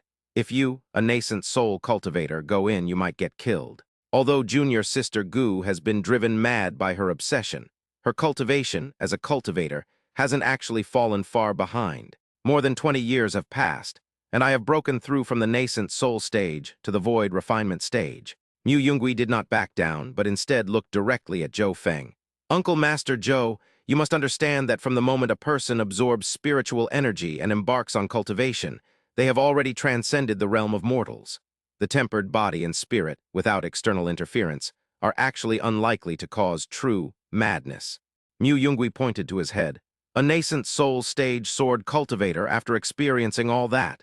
In the end, he couldn't get past this place and let chaos control his body. From the moment the conversation began, Zhou Feng had already lowered a sword formation to isolate sound, so the Wanli Sword Pavilion disciples practicing their swords were unaware of what the group was talking about. He could only watch as his martial uncle's expression kept changing. And now it looks even uglier. Zhou Feng looked at the determined young man in front of him. Mu Yungui's words weren't just directed at Gu Huanian. They also referred to himself. Chapter 121, The Madman. Beyond the green hills, there are still green hills. Where the mountains intersect, layer upon layer of peaks rise, and countless green pines adorn the mountainsides. creating a deep green expanse. 4 streaks drifted in. After being persuaded by Mu Yungui, Zhou Feng, whose doubts had been largely dispelled, led the two into the territory of Wanli Sword Pavilion. The main reason stemmed from his self-confidence, coupled with his disbelief that 3 young cultivators with such talent would come here alone to commit illicit acts. On the contrary, he was very concerned about Mu Yungui's sect, the unknown sword immortal, and these 3 individuals who would be considered holy sons and daughters in any sect. However, the 4 of them did not go into the pavilion of Wanli Sword Pavilion. Although to outsiders the so-called Wanli Sword Pavilion is actually just a huge building, in reality, the people of Wanli Sword Pavilion exist for hundreds of miles extending out from the 3 mountains. In a sense, the true strength of the Wanli Sword sect lies not in the cultivators within the pavilion who handle the sect's trivial matters, but in the small cave dwellings carved out in these mountains, where countless grandmasters are in seclusion, a fact that even the sect's elders may not fully understand. After the 4 of them passed over the giant house, they flew towards the back of the mountain. After a few minutes, they finally stopped in front of a mountain. Looking up halfway up the green mountain, a waterfall cascades down like a silver ribbon, its momentum magnificent, as if the waters of the Milky Way were rushing down from beyond the heavens.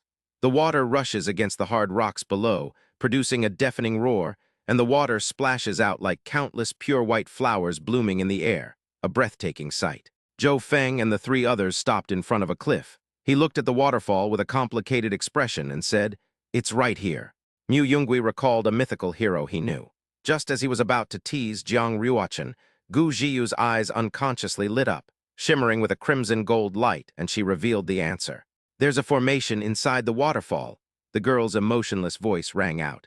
Zhou Feng, standing to the side, raised an eyebrow, somewhat surprised. The waterfall here was quite powerful, and with the spray obscuring the view, it was difficult for ordinary people to detect the formation within. It seems that even the one with the lowest cultivation level among the 3 possesses some kind of talent. Afterwards, Mu Yungui, Jiang Ruochen, and Gu Zhiyu discussed for a moment, and then asked Zhou Feng and Gu Zhiyu to wait while the 2 of them flew into the room. After the 2 passed through the waterfall, the sound of the waterfall disappeared instantly.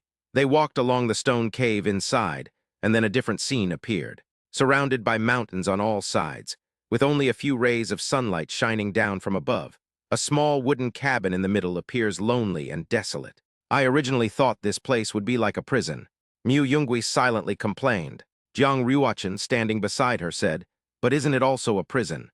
Mu Yungui casually replied, "It can only be said that people have different definitions of a cage.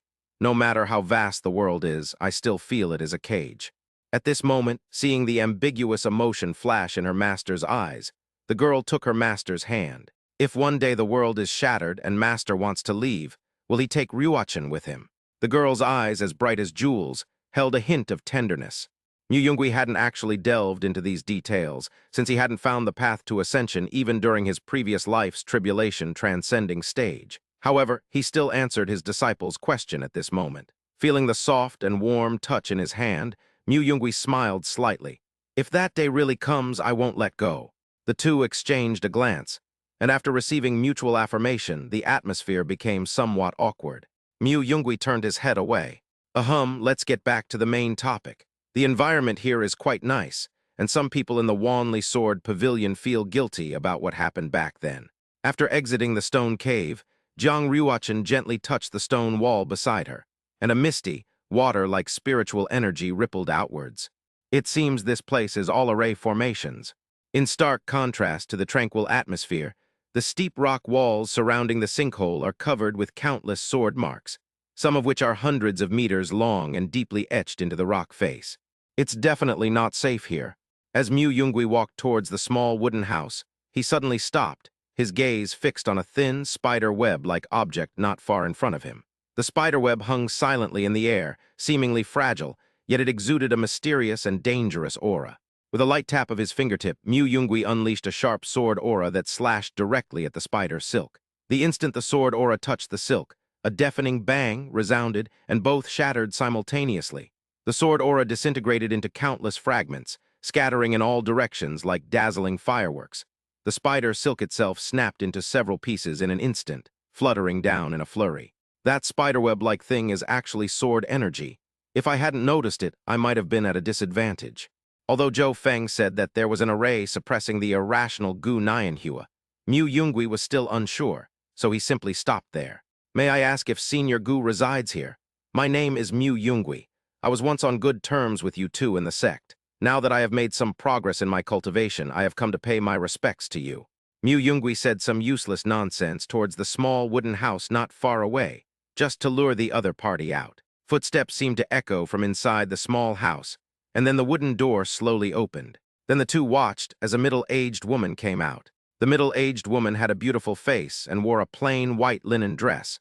Her face was pale and she looked somewhat weak. This was different from what the two had expected. Rather than a mad cultivator, he was more like a pitiful imprisoned person. The other person spoke weakly. I am Gu Nianhua. What is the name of that old friend? Shenling Xiao, do you know him, senior? Mu Yungui narrowed his eyes and spoke, though he really didn't want to say the name, but he still lied to test whether the other party knew it. Gu Nianhua pondered for a moment, then shook her head. Never heard of it. Gu Nianhua looked at the two people's tightly clasped hands, but instead of chasing them away, she gave a forced smile and said, the two juniors seem to be very affectionate, just like Zaijun and me. The other person slowly lowered their head and sighed, while Mu Yungui frowned, somewhat puzzled by the strange talk. Before they could react, the girl beside them had already taken a step forward, her hands flowing with magic, and a celestial sword instantly blocked their path. Suddenly, Gu Nianhua's lips parted into a bizarre and manic smile, and her eyes began to glaze over with madness, as if she had lost her mind. Ghost cultivators, you're all ghost cultivators, aren't you? I'm going to kill you all. The woman, who was originally somewhat sickly and frail, suddenly seemed to have become a completely different person, falling into a state of utter madness. Chapter 122, Grievance. The sword marks on the stone walls in the valley had long foreshadowed something amiss, but Mu Yungui and the other person had not expected the other party to change so quickly. The sword energy roared out, carrying endless killing intent, and charged straight towards the two people opposite. Suddenly, the heavy shackles on Gu Nianhua's feet emitted a dazzling light, forcefully pulling Gu Nianhua back from her charge. The sword energy from the Void Refinement Stage expert, although its destructive power was reduced by more than half because it was not released through the sword itself, was still incredibly powerful. However, the formation beneath her feet seemed to exert a strong suppressive effect on Gu Nianhua, preventing her from unleashing her full power. In the end, the menacing sword energy could no longer advance an inch after touching the obsession of the immortal sword in front of it, and was forcibly blocked. Jiang Ruochen withdrew her obsession.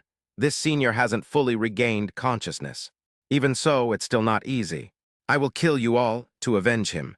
Gu Nianhua's sneak attack failed, and he was now completely suppressed by the formation and unable to move, but he was still roaring. The two people in front of them looked at the scene with different expressions. Seeing her like this, Jiang Ruochen felt a pang of heartache, while Mu Yungui pondered how to awaken her. After thinking for a moment, I still couldn't come up with a good solution.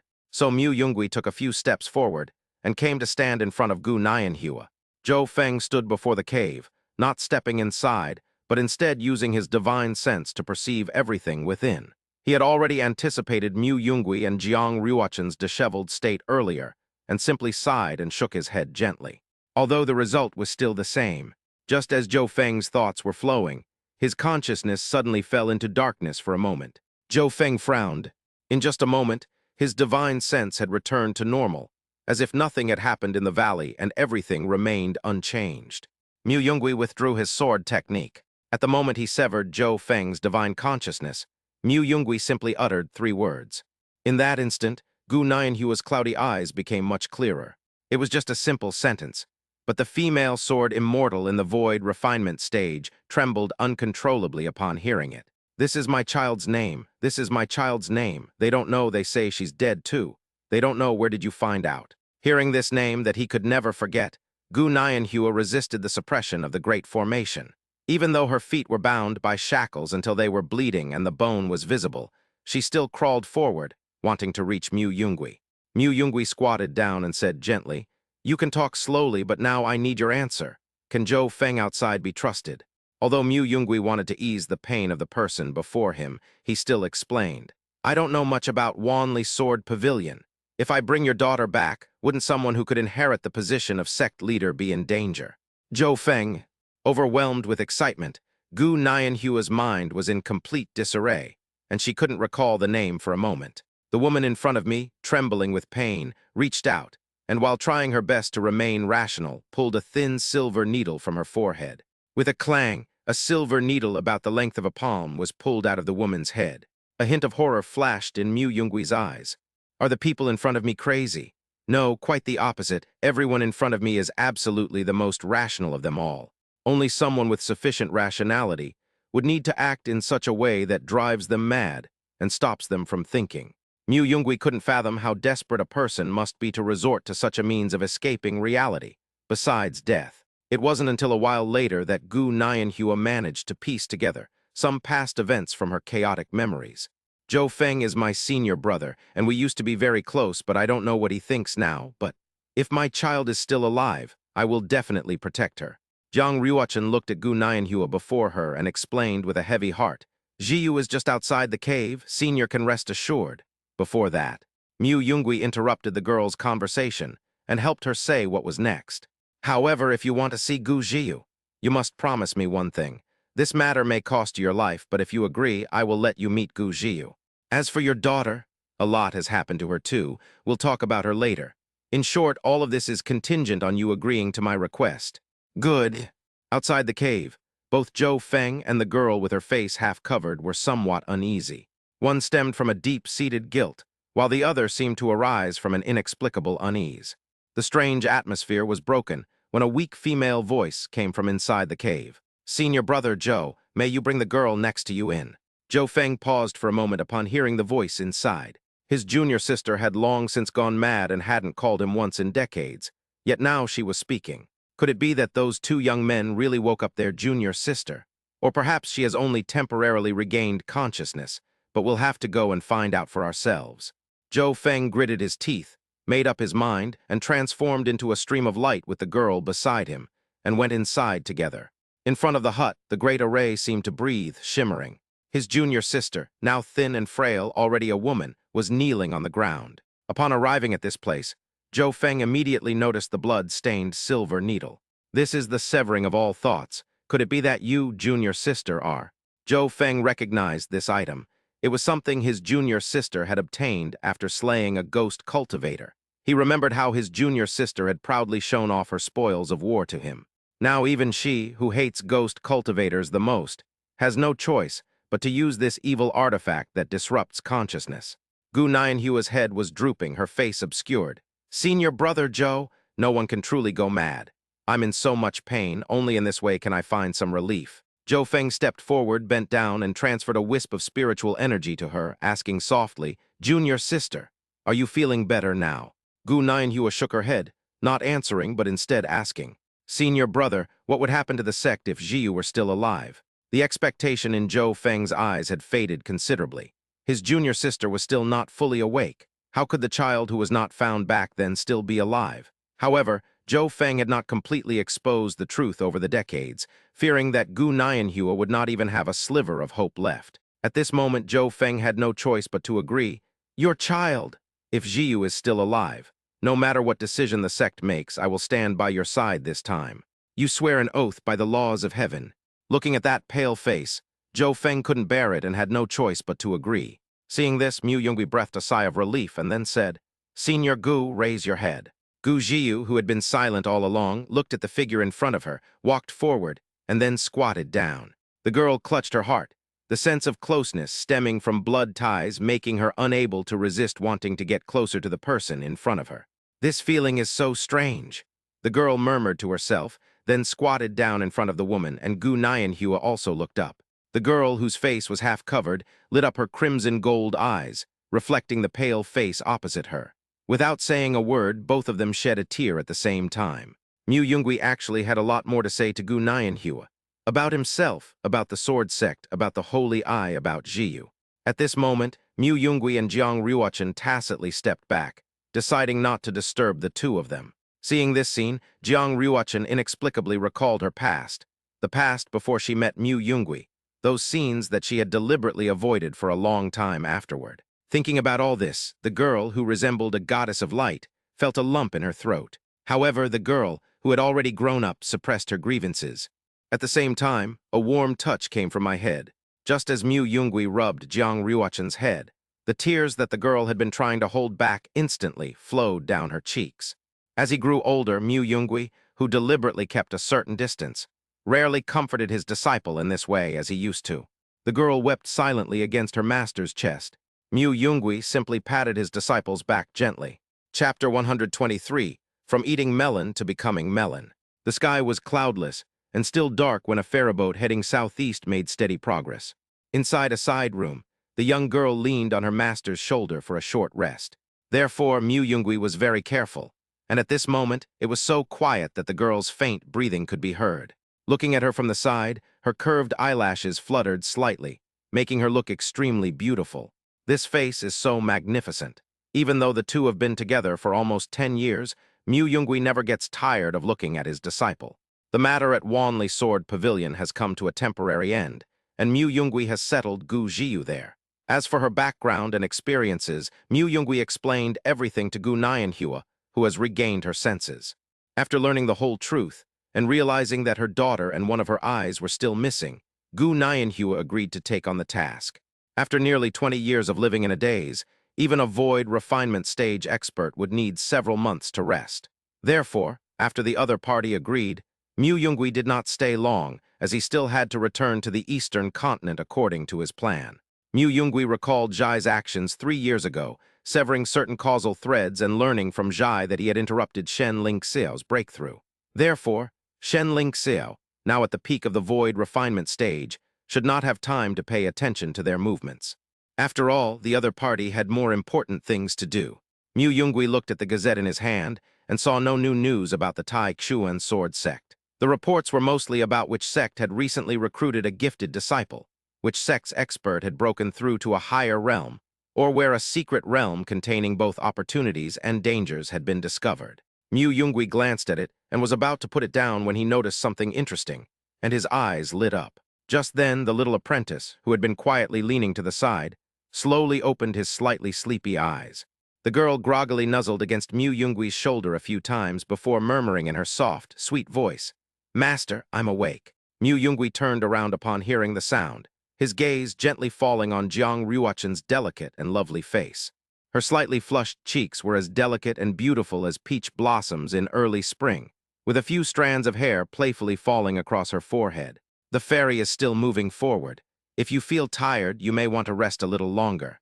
However, Mu Yungui then remembered the news he had just seen, so he raised the corners of his mouth slightly, revealing a mysterious smile, and deliberately kept Jiang Ryuachen in suspense, saying, but Mu Yungui remembered the interesting news he had just seen in the official gazette, and said to the girl beside him, "Ryuachen, why don't you guess what we'll encounter next?" A hint of curiosity flickered in the girl's eyes as she asked, "What?" "Perhaps it's a surprise." At dawn in Zhegui town, the sky was just beginning to lighten, and a thin layer of mist enveloped the quiet town. The two sword lights landed silently on an open space outside the town. Immediately afterwards, the two people who disembarked from the ferry slowly walked into the town. At this moment, the entire town has awakened, and the shops on both sides of the street have put up their awnings and begun their busy day. The two stopped in front of a shop. There weren't many people there, so they sat down on the street. The stalls here sell wontons or dumplings. There doesn't seem to be a precise definition.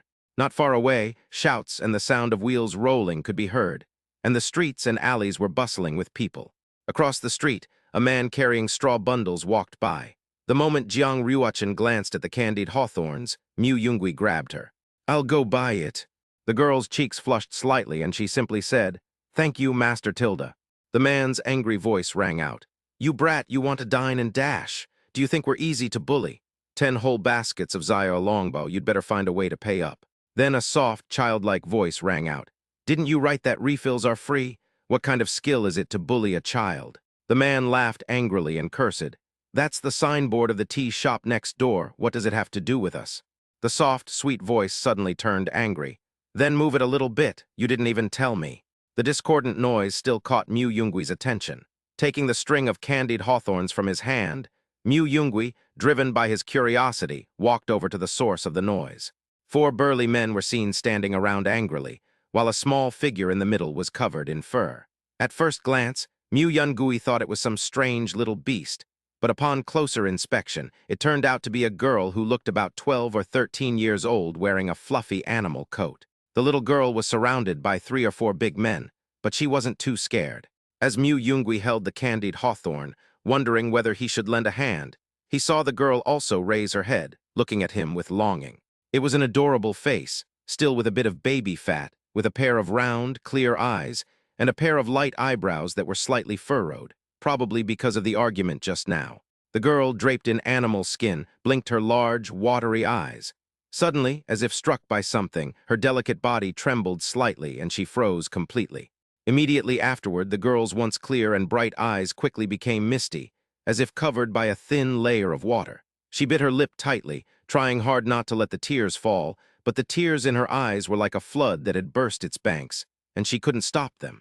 It looked like they were about to burst out of her eyes, and she was crying her eyes out. Just then, taking advantage of the moment when the burly men surrounding her were slightly distracted, the girl suddenly pushed hard against an empty space beside her. The petite figure darted out like lightning. In the blink of an eye, the girl had already reached Mu Yungui and, without hesitation, opened her arms and, like a wounded bird finding a warm harbor, threw herself into Mu Yungui's broad and firm embrace. "Father!" The girl's childish voice rang out, filled with grievance. Mu Yungui was stunned. The burly onlookers were momentarily stunned, simply staring at the two of them. "No, buddy. I just came over to watch the drama unfold. How did I suddenly become a father?" Before Mu Yungui could even ponder for a moment, he realized something was amiss. "Buhu!" Mu Yungui suddenly turned his head and looked across the street. "Puff!" In front of that wonton shop, the girl's hand holding the spoon trembled slightly, and the dough in the spoon slipped into the bowl. The girl's beautiful face was expressionless. Upon closer inspection, one could vaguely see the steam that emanates from early ripened food on her head. Mu Yungui wanted to explain, but the girl in his arms refused to let go, muttering many aggrieved words. For example, saying things like, "Father, I've finally found you." The tone was also quite aggrieved. The burly men in front of him were already in the right, and now that there was an adult in front of the other party, they turned their attention to collecting money from Mu Yungui. Chapter 124, the girl's face was full of composure. Mu Yungui's expression was rather unpleasant at this moment, and there were whispers around him, but he temporarily sealed off his divine sense. Without a doubt, the general public has completely misunderstood the matter. Who knows, he's probably wondering which wealthy family's young master this is. He spends his days flirting and having a good time, and after having physical relations with those women whose relationships are as fleeting as dew, he just leaves without taking any responsibility. Who could have predicted that, with the passage of time, this heartless man would reappear here with a pampered young lady he had lured from who knows where, and by sheer coincidence, they were caught red-handed. Judging from the young lady's bewildered expression, she must have been deceived by the scumbag's sweet words, and was completely unaware that she had fallen into a carefully woven love trap. This former playboy, facing the accusing gazes of the crowd, remained unfazed, seemingly accustomed to such scenes. It's just a pity for that innocent young lady. She's likely heartbroken. No, the more I think about it, the more outrageous it seems. Mu Yungui patted his face and shook his head. Luckily, the two of them had used disguise techniques, otherwise their reputations would have been ruined. The most urgent task is... Ryuachin, let me explain. After Mu Yungui finished resolving the argument with the girl while pinching his nose, he returned to the snack stall, but this time he had an extra pendant on his leg. "I've been with Ryuachin the whole time. How could there be a child?" Mu Yungui placed his hand on the face of his foolish disciple, who was gradually becoming overloaded and seemed about to shut down, and explained. "This guy, take a closer look." Mu Yungui was quite blunt, but after realizing the girl's identity, he became embarrassed. He grabbed the girl by the back of the neck and lifted her up. After being picked up, the little white beast became much more docile, though its eyes still held tears. After glancing at Jiang Ryuachin, it spoke again. Jiang Ryuachin was stunned, still not quite understanding, but she felt much better. Jiang Ryuachin seemed to accept all of this, murmuring, "She is so beautiful. No wonder she's master's child." Mu Yungui gave the girl a light tap on the head, annoyed. "Don't say such strange things." The girl covered her head, utterly aggrieved. "But isn't there a saying, to receive a favor from someone is like being given a second parent?" Mu Yungui conjured a wisp of sword energy between his fingertips, carrying a hint of threat. "Explain this properly to your master." Then his expression instantly changed, and he looked at his young apprentice with a smile. This guy. I wonder if he really has some talent. He almost fooled me. Upon seeing the familiar sword energy, the girl immediately became obedient, her childlike face instantly turning serious. Master Benefactor, hello. I am Bai Nyan, a big white worm. Jiang Ryuachin blinked her beautiful eyes, looking at the adorable little girl in front of her. White worm? Is she referring to that animal costume? Seeing that her owner seemed not to have reacted yet, the girl gently touched the girl's chest with her chubby little hand. Then the white pearl necklace on Jiang Ryuachin's chest, which had become quite dull, lit up. A spirit-binding goo worm? Jiang Ryuachin realized what was happening and subconsciously touched the necklace around her neck. When Bai Nyan saw that his master recognized him, he nodded vigorously. SHH, master, keep your voice down. If your identity is discovered, you might get caught, dressed up, and eaten. In our southern Xinjiang, some ancient dynasties had a very terrifying custom. They especially loved to eat all kinds of insects, especially little ones like me, who were considered a rare delicacy by them. I was strung up on thin, long bamboo skewers, just like on a candied hawthorn skewer. Then, boiling hot oil was poured over it with a sizzle, and the aroma instantly filled the air. After the oil has seeped into our bodies, they will put us on the fire to roast slowly. As the fire gets hotter, our bodies will start to turn golden and crispy. Finally, when it's almost done, they will sprinkle a big handful of red chili powder on top to make the flavor even more intense and stimulating. Tusk, tusk, tusk. Looking at this goo worm that could describe itself as so delicious, Mu Yungui didn't know how to evaluate it. Even just this part, he couldn't help but admire the other party's eloquence. I never realized you had this kind of personality before you took human form. After listening to Bai Nyan's story, Mu Yungui, for no apparent reason, teased her, so they pretended to think about it. Is that so? Then I'm quite interested. Then he looked at Bai Nyan with a hint of amusement. Startled, Bai Nyan hurriedly hid in Jiang Ryuachin's arms. Master, our benefactor is plotting to kill us. After the playful fight ended, Mu Yungui was about to ask why Bai Nyan was there when a gentle female voice rang out from the side. Fellow Taoist Mu Tilda, a clear and melodious voice called out. Mu Yungui turned his head at the sound and saw a girl in a purple dress walking slowly towards him from a distance. Her steps were light and elegant. She had a classic oval face, and her fair skin was as smooth and delicate as mutton-fat jade. Even without any makeup, she looked exceptionally beautiful and charming. Her eyes, as delicate and beautiful as peach and apricot blossoms, had slightly upturned corners that carried a hint of alluring charm. The small beauty mark at the corner of her eye was the finishing touch, adding a unique charm and a mysterious aura to her. Mu Yungui stared at the unfamiliar girl in front of him, quickly searching his memory for her, but he could not find any record of her. Mu Yungui was curious about the other person's identity. He turned around, wanting to ask if she was an old friend of Jiang Ryuachin, but he saw that the girl's eyes were solemn, as if she had encountered a powerful enemy. So, this is what Master's Taoist partner is like. Mu Yungui blinked, sensing something was wrong. Was it going to happen again? Purple has a lot of charm, but I really don't know the other person. After Mu Yungui had already thought of what to say, he saw the girl in the purple dress walk up to Jiang Ryuachin and take a closer look. What a magnificent face. The girl in the purple dress found the two men's wary expressions amusing and secretly began to laugh. Then the girl in the purple dress, who had a mischievous idea in mind, winked at Mu Yungui. Those peach-apricot-colored purple eyes changed in an instant, becoming extremely dangerous vertical pupils. The girl in the purple dress walked past Mu Yungui without stopping in front of him, but instead walked up to Jiang Ryuachin. A strange fragrance wafted up as the girl in the purple dress walked by, reaching Mu Yungui's nose, and it also carried a hint of demonic energy. Mu Yungui immediately understood, his face filled with shock. Just as he was about to ask a question, the transformed demon turned around and winked playfully. Jiang Ryuachin felt a pang of anxiety as she watched the two people acting so intimately. But the girl thought about it and realized that her master wasn't that kind of person. You spoke with a hint of amusement. It's been years since we last met.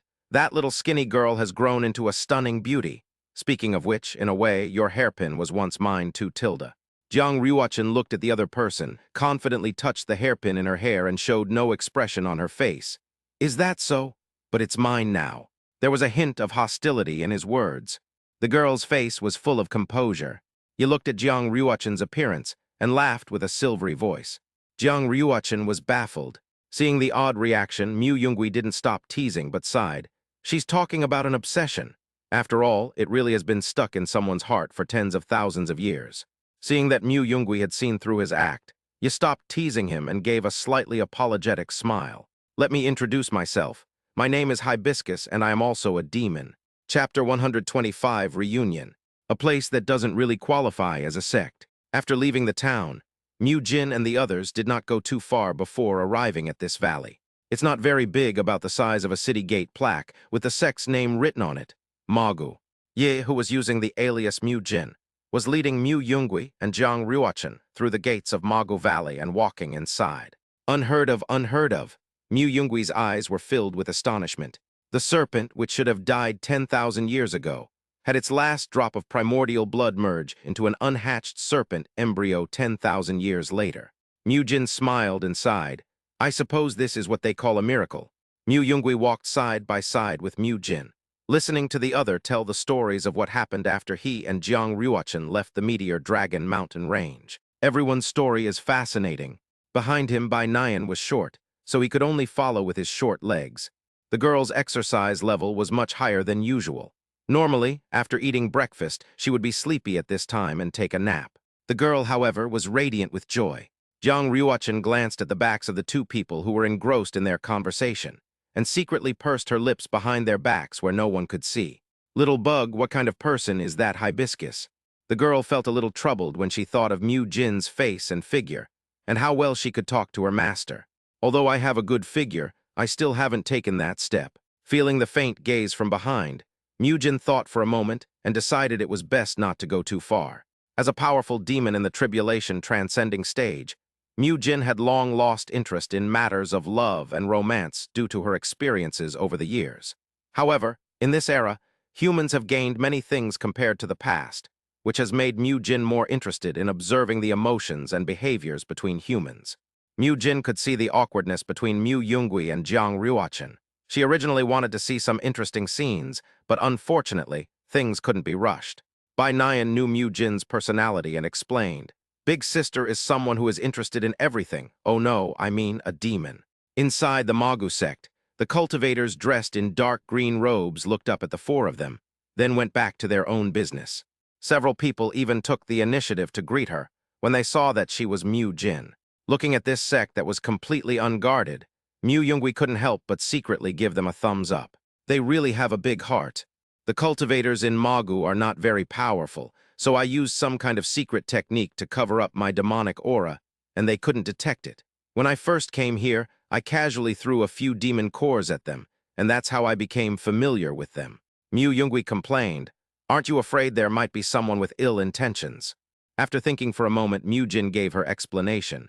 Mogu is a poor place. Apart from some materials for inscribing formations, there are only hard iron tools left here, so no one comes here, right? In short, it's very safe. At this moment, Jiang Ruochen, standing behind the two, revealed the answer. The most crucial thing is that the weapons produced here are actually being transported to the northern border. With the cooperation of the sword sect in the north, which has no prefix whatsoever, and the academy acting as a bridge between them. With this relationship, who could possibly touch Magu? The group followed Ye's footsteps and stopped in front of a detached building. Chenmo, look who I brought you. Mu Jin kicked the door open and raised an eyebrow at the person inside. Master Mu Jin, if possible, it would be better to knock normally, Chenmo said helplessly as he walked out of the house.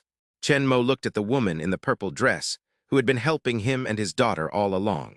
I still can't quite adapt to the somewhat unconventional Hibiscus. At this moment, Mogu was very calm, and no one knew what the other party had brought back. After spending several years together, Chenmo came to a conclusion about Mu Jin. The Hibiscus is the safest and most reliable thing in times of danger, but once things are peaceful, it becomes that danger. Uncle Chen Tilda, Bai Nian hopped on her short legs and jumped into Chenmo's arms. Uncle Chen, I found my benefactor. Praise me, by the way. I did a great service. Can I have an extra meal for dinner? Chenmo rubbed Bai Nian's head, treating this little guy the same way he treated Chen Kinger. Chenmo looked up, his previously doting expression suddenly widening in surprise, then his eyes stared wide open. Young brother Mu. Uncle Chen, long time no see. Mu Yungui laughed and greeted him. The middle-aged man in front of her looked more weathered than before, Almost 10 years had passed, but his wheat-colored skin, which had left a strong impression on Mu Yungui, had also turned white. Now dressed in a dark green, wide-sleeved robe, Chenmo looks more like an elderly scholar. Having been in Magu for so many years, I've always hoped to see Brother Mu and Miss Jiang again, but I've searched through all the local gazetteers and still haven't heard of you. But how could the two of you be ordinary immortal masters? After arriving in Ink Valley, we are even more convinced that one day we will meet you again. Goodbye, goodbye. They've both grown up. One is as beautiful as a flower, and the other is as dashing as a man. They're truly a perfect match. Chenmo looked at the two people in front of him with some excitement, full of praise. Thank you for the compliment, Uncle Chen. Jiang Ruochen smiled radiantly. Where is my sister Kinger? Mu Yungui asked after exchanging a few pleasantries. Kinger is studying formations in her studio. Let Bai Nian take you there. I'll prepare lunch right away to welcome you back. Inside a huge, somewhat gloomy and cold warehouse, the light was dim and hazy. The interior was spacious, but a faint, worn-out atmosphere permeated the air. In this somewhat chilly environment, a workbench stands out abruptly. It is piled high with various notes, drawings, and tools and materials scattered haphazardly. At the workbench stood a young woman with long, flowing hair. Her figure was slender and graceful, as light as a willow branch swaying in the wind. Compared to a few years ago, the young woman had undergone a dramatic transformation. A single spectacle rested on her delicate nose, the lens shimmering with an unusual light and occasionally emitting bursts of shimmering brilliance. Chen Kinger slid the magical artifact in her hand, engraving intricate runes. Bai Nian's urgent and excited shouts came from outside the door. Sister Kinger, open the door quickly. Look who Zaya O Nian brought back for you. Upon hearing Bai Nian's voice, the girl paused slightly, then a gentle smile appeared on her lips. Her slender hands, which had been focused on the spell in their hands, turned slightly, and the power of the spell instantly began to flow. She extended her index finger and gently touched several key nodes of the formation. In an instant, a bright line lit up on the previously dark ground. The line snaked and stretched swiftly, then precisely touched several other specific locations inside the room. As these parts were activated in turn, a low rumble was heard, and the tightly closed door began to open slowly and automatically. Chen Kinger turned around and saw 4 people standing outside the warehouse. The sunlight outside did not shine in, and the girl, who was used to the dim light inside the warehouse, found it a bit dazzling. Squinting, I saw Mujin and 2 other people with extraordinary bearing.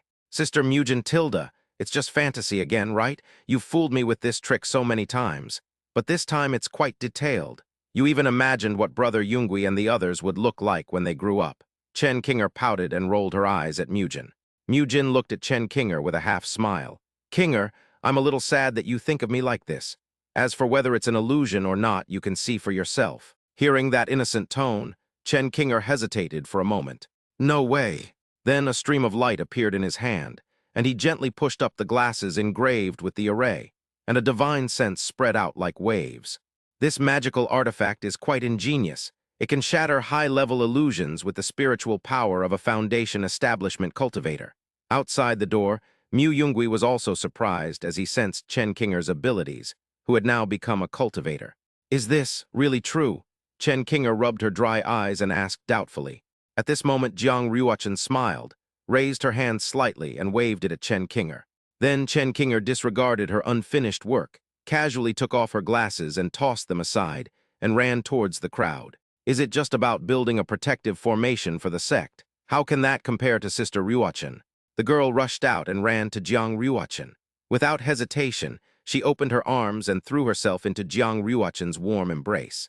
In that instant, their bodies embraced tightly, their skin touching, and the real, tangible sensation spread throughout their bodies. As the girl felt the warmth and scent emanating from the person embracing her, any doubts she had vanished completely. Long time no see, Sister Kinger Tilda. Jiang Ruochen gently stroked Chen Kinger's smooth hair, a gentle smile appearing on her lips, and said softly. Her voice was like a gentle spring breeze, warming the heart of anyone who heard it. However, Chen Kinger seemed to have discovered a new continent. She playfully twisted her body in Jiang Ruochen's arms and rubbed her little head against her from time to time. Chen Kinger raised her head, but it seemed she bumped into something soft, so the girl immediately stepped back and said teasingly, "Oh no, Ruochen has become an older sister. Chapter 126 is still the same as before." Jiang Ryuchen listened quietly to what Chen Qinger in her arms was saying. At first, she didn't react, but after only a moment, she understood what the other person was saying. In an instant, a shy blush, like the sunset, crept onto her fair cheeks. Sister Qinger, you're already acting like a hooligan the moment we meet. Jiang Ryuchen pretended to be angry, gently raised her hand, and lightly tapped Chen Qinger's head. Seeing this, Bai Nian, who usually sided with Chen Qinger, also chimed in. Sister Qinger is bad. At this moment, Chen Qinger paid no attention to their accusations. She pouted her pink lips and complained with a wronged expression. Wah, if it were the old Ryuchen, she wouldn't have rebelled against me like this Tilda. Upon hearing this, Jiang Ryuchen straightened up and replied confidently, Of course, after all, I'm all grown up now. Chen Qinger's face, which always gave the impression of being quiet and virtuous, now had her beautiful eyes slightly narrowed, like crescent moons, and a faint smile appeared on her lips. Yes, you've grown up, Tilda. The smile seemed gentle and tender, but in Jiang Ryuchen's eyes, she could clearly sense a hint of indescribable lewdness hidden within it. At this moment, Chen Mo walked over from a distance, indicating that the rooms had been arranged and the banquet was ready. Seeing that Jiang Ryuchen couldn't control Chen Qinger, Bai Nian called out to Chen Mo, Uncle Chen, Sister Qinger, she. Before she could finish speaking, Chen Qinger panicked and quickly covered the mouth of the little white beast that was calling for its parents. Chen Mo asked in confusion, What's wrong? Chen Qinger chuckled. It's all right, father, you're still young, you shouldn't listen to this kind of thing, haha. Mu Jin took a sip of the peach blossom wine that Mu Yungui had brought, a smile appearing on her face, looking extremely satisfied. She then spoke. They were the first people we met after leaving the Meteor Dragon Mountains. Later, we learned that they all knew a boy named Mu Yungui and a girl named Jiang Ryuchen. It must have been fate, so the little guy and I left with them. Chen Mo said, Brother Mu, do you still remember the map on the talisman you drew? Actually, Qinger's mother was once a cultivator from Mo Valley. After uncovering that talisman, she wanted to bring Qinger to Mo Valley. Chen Mo took a swig of his drink, saying, It was so naive of me to decide to come to Mo Valley back then. If it weren't for Master Mu Jin, we would never have made it to Mo Valley. Mu Jin said, Those two, father and daughter, are really unlucky. Chen Mo looked embarrassed, but nodded in agreement. He then began to recount his experiences during the journey. We encountered bandits shortly after leaving the Longyuan dynasty, and then encountered 3 or 4 more instances of demonic possession on our journey. Later, through a series of fortuitous events, we boarded a celestial ferry, thinking we were safe, but unexpectedly we were struck by lightning, causing the ferry to crash. Just before reaching Magu, we were inexplicably drawn into a war between 2 sects. Fortunately, thankfully, we finally arrived at Magu. Actually, after we got here, Zaya Abai and I originally wanted to leave, but humans are too fragile, so I decided to stay for a few more years. After listening to what Mu Jin said, Mu Yungui pondered for a moment and asked Mu Jin some questions in his mind. Mu Jin replied directly, I am a snake demon. Chen Mo and Qinger know these things. A great demon in the nascent soul stage. After Mu Jin finished speaking, her originally clear eyes suddenly changed, and 2 vertical pupils that gleamed with a cold light, as if carrying some kind of deadly danger, suddenly lit up. At the same time, a powerful and terrifying aura emanated from her, enveloping the entire space and sending chills down one's spine. However, Chen Qinger and Chen Mo were not surprised at all. Chen Qinger chuckled and leaned on Mu Jin's shoulder, saying with emotion, We don't care about identities. The most important thing is that Sister Mu Jin is our savior, and that's enough. Mu Jin ruffled Chen Qinger's hair. If I'm in a bad mood, I'll eat you up. Chen Qinger disagreed. Mu Yungui and Jiang Ryuchen listened quietly to the story of the people they had reunited with. At this moment, Mu Yungui felt that if he had the talent, writing the story of Yi and Chen Qinger would definitely be very exciting. Then what about you, Brother Mu? 7 or 8 years have passed and we haven't heard from you at all. Chen Qinger blinked her bright, lively eyes and cautiously asked, Are you doing something dangerous? A hint of curiosity and worry appeared on her beautiful face. After learning about what happened on the mountain, she gained a certain understanding of the mysteries of the cultivation world, especially regarding the cultivation system. According to what Mu Jin just said, at this moment, the 2 of them have actually reached the mid to late stage of the nascent soul realm. You should know that when they first met, they were both only at the chi refining stage. Starting from chi refining, he successively went through foundation establishment, golden core, and now nascent soul, crossing so many major realms in just 7 or 8 years. Among the many mountain geniuses Chen Qinger had heard of, No one had yet reached such a cultivation speed. If there's anything we can do to help, please don't keep it from us, brother Mew. Mew Yungui shook his head and smiled. I came to Magu this time just on the way. I also stumbled upon an interesting story by chance, so I came to try my luck. Sure enough, I was right. Mew Yungui opened the landscape gazette he had been reading on the ferry. In a corner, in tiny print, it mentioned a girl who had appeared in Magu at some unknown time. She was only in her early 20s and had already been designated as the next sect leader. Although it only occupies one corner of the official gazette filled with text, its inclusion in the Kainyu Tower's collection of major events from all over the world is still quite significant. Chen Qinger glanced at the official gazette, scratched her head somewhat embarrassedly, and laughed. Hee hee. I've been looking for Brother Mew and Sister Ryuachin in the official gazette for so long, but I'm the one who ended up in this newspaper. Qinger is so much more amazing than us.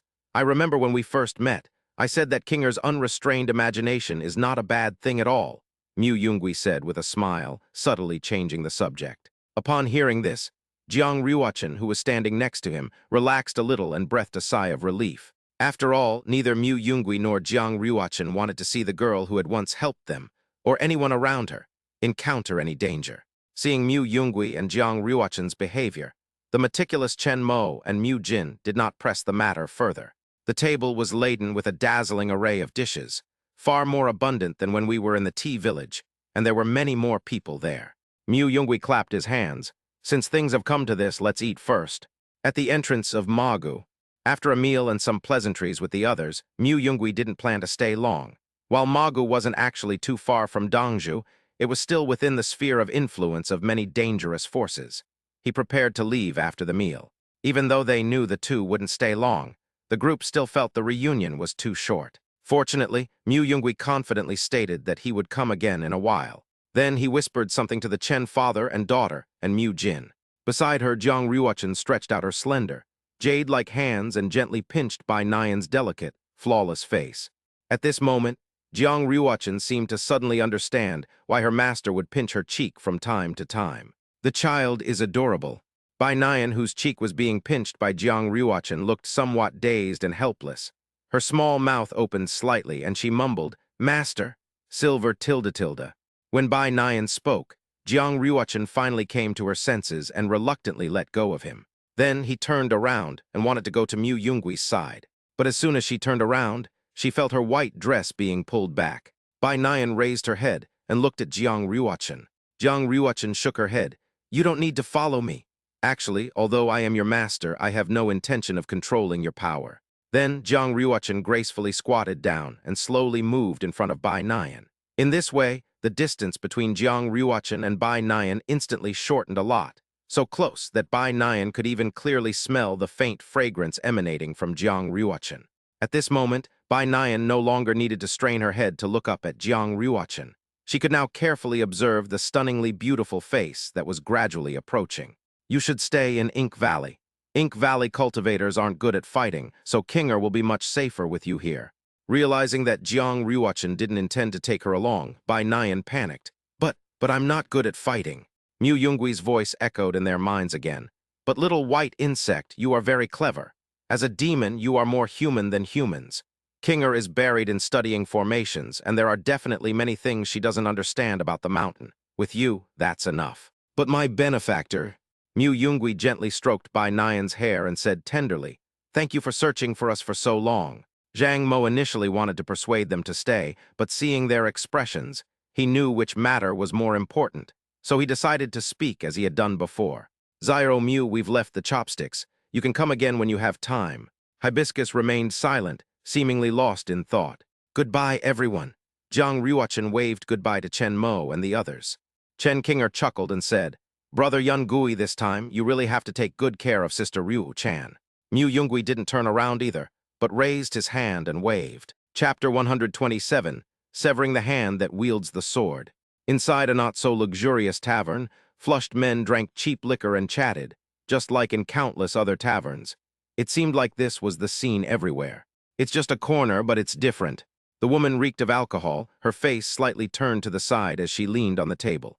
She had a delicate and beautiful face, but now she was drunk, and her long black hair was casually scattered on the table. The surrounding noise was deafening.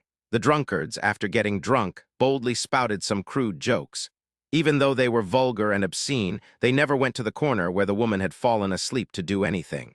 Everyone who comes here to drink knows about this person. This woman, who had been occasionally appearing here for 20 years, still looks the same today. And the flying sword that the shopkeeper acknowledged would appear if you got close to her. It would float in the air and cause unbearable pain to your eyes just by looking at it. That was the work of an immortal. That was an immortal. 20 years ago, for a period of time after the woman appeared, no one dared to patronize this liquor store, and the owner dared not close it. Later, these drunken men discovered that this immortal only bought and drank liquor and did nothing else. So the first brave man stepped inside, followed by the second, the third. The wine shop gradually reopened, but now there was an unapproachable spot, a forbidden area. The door of the wine shop was pushed open, and the entry of the young man in black did not attract much attention. The young man did not buy any wine, but simply sat down next to the woman, his movements extremely natural, as if he had been there before. The shopkeeper was startled to see a stranger, and tried to pull the boy who had sat down next to the woman away. A flash of light appeared between the boy's fingers, and a wine jar suddenly appeared in his hand. Instantly, the drunken men in the tavern sobered up considerably, and then quieted down. Another immortal. The men behind them, having many more reasons, found excuses and got up to leave. "Oh dear, I'm reminded that I have a 3-year-old and a 70-year-old child at home that I need to take care of, so I have to hurry back," and so on. Before long, only 3 people remained in the entire wine shop. The boy looked at the familiar yet unfamiliar face beside him, turned and smiled as he tossed a piece of silver to the shopkeeper. "I don't have much money. I won't buy any wine, just a seat." The shopkeeper said in a flustered manner, "Please make yourself at home, immortal master." After saying that, the shopkeeper also assessed the situation and silently left the wine shop. The noisy liquor store, which had been bustling just 5 minutes before, fell silent. Mu Yungui nodded, took out 2 cups, poured the peach blossom wine into them, took a sip, smacked his lips, and muttered to himself. At this moment, Mu Yungui carefully extended his right palm and gently placed it on the back of the woman in front of him. Immediately afterwards, he began to slowly circulate the spiritual energy within his body, controlling an extremely minute wisp of it to flow into the woman's body. This wisp of spiritual energy seemed to contain a faint coolness, as if it could instantly clear one's mind. "Uncle Master," Mu Yungui murmured softly as he continued to channel his spiritual energy. "It's far too dangerous for a woman of such stunning beauty to be so drunk and unconscious in this tavern all by herself, even if that sword would protect its master." As Mu Yungui channeled his spiritual energy into her, the woman's limp body stirred slightly. She then gently lifted her chin and tried to open her eyes to look at him. The boy looked over and saw a hint of clarity in the other person's cloudy eyes. "The Tai Chuan heart-stabilizing technique." Bai Qian propped herself up and saw the peach blossom wine on the table. Not caring that she had just sobered up, she poured herself another cup. Mu Yungui nodded. "What's the point of learning this most useless inner sect cultivation method?" Bai Qian asked, looking at the unfamiliar young man. Mu Yungui looked at his wine glass and said, "My martial uncle loves to drink, and this method can quickly sober me up, so I learned it." "So your senior uncle is really awful, Tilda. He's clearly an elder, yet he acts so recklessly. By the way, what's your senior uncle's name?" "Bai Qian, the 3rd elder of the enforcement hall, is drinking with me." Bai Qian paused for a moment, then asked, "Your name?"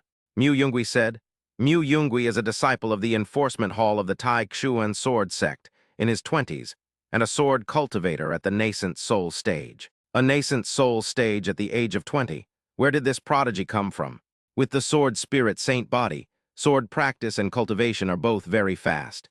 Bai Qian raised an eyebrow and said, "This guy is not much worse than Shen Qinghan. He could be the holy son of our sword sect." Bai Qian then recalled the saintess who didn't practice swordsmanship. Years ago, she was severely injured, which significantly hampered her original talent. The young man before her was not only no match for him, but far surpassed Shen Qinghan in strength. Upon hearing the name of the Holy Son, Mu Yungui smiled gently. "I have always been the Holy Son." Bai Qian looked at this non-existent sword sect member and exclaimed in admiration, "Interesting, you, Holy Son, whom I've never met before." Mu Yungui did not explain, but asked, "How was junior brother Mo after breaking through? Did he awaken any supernatural abilities or activate any ancient bloodlines?" When Mu Yungui mentioned his little disciple, Bai Qian frowned for no apparent reason. You're the one who had Yar tell me to protect Liu Exing when he breaks through his cultivation realm.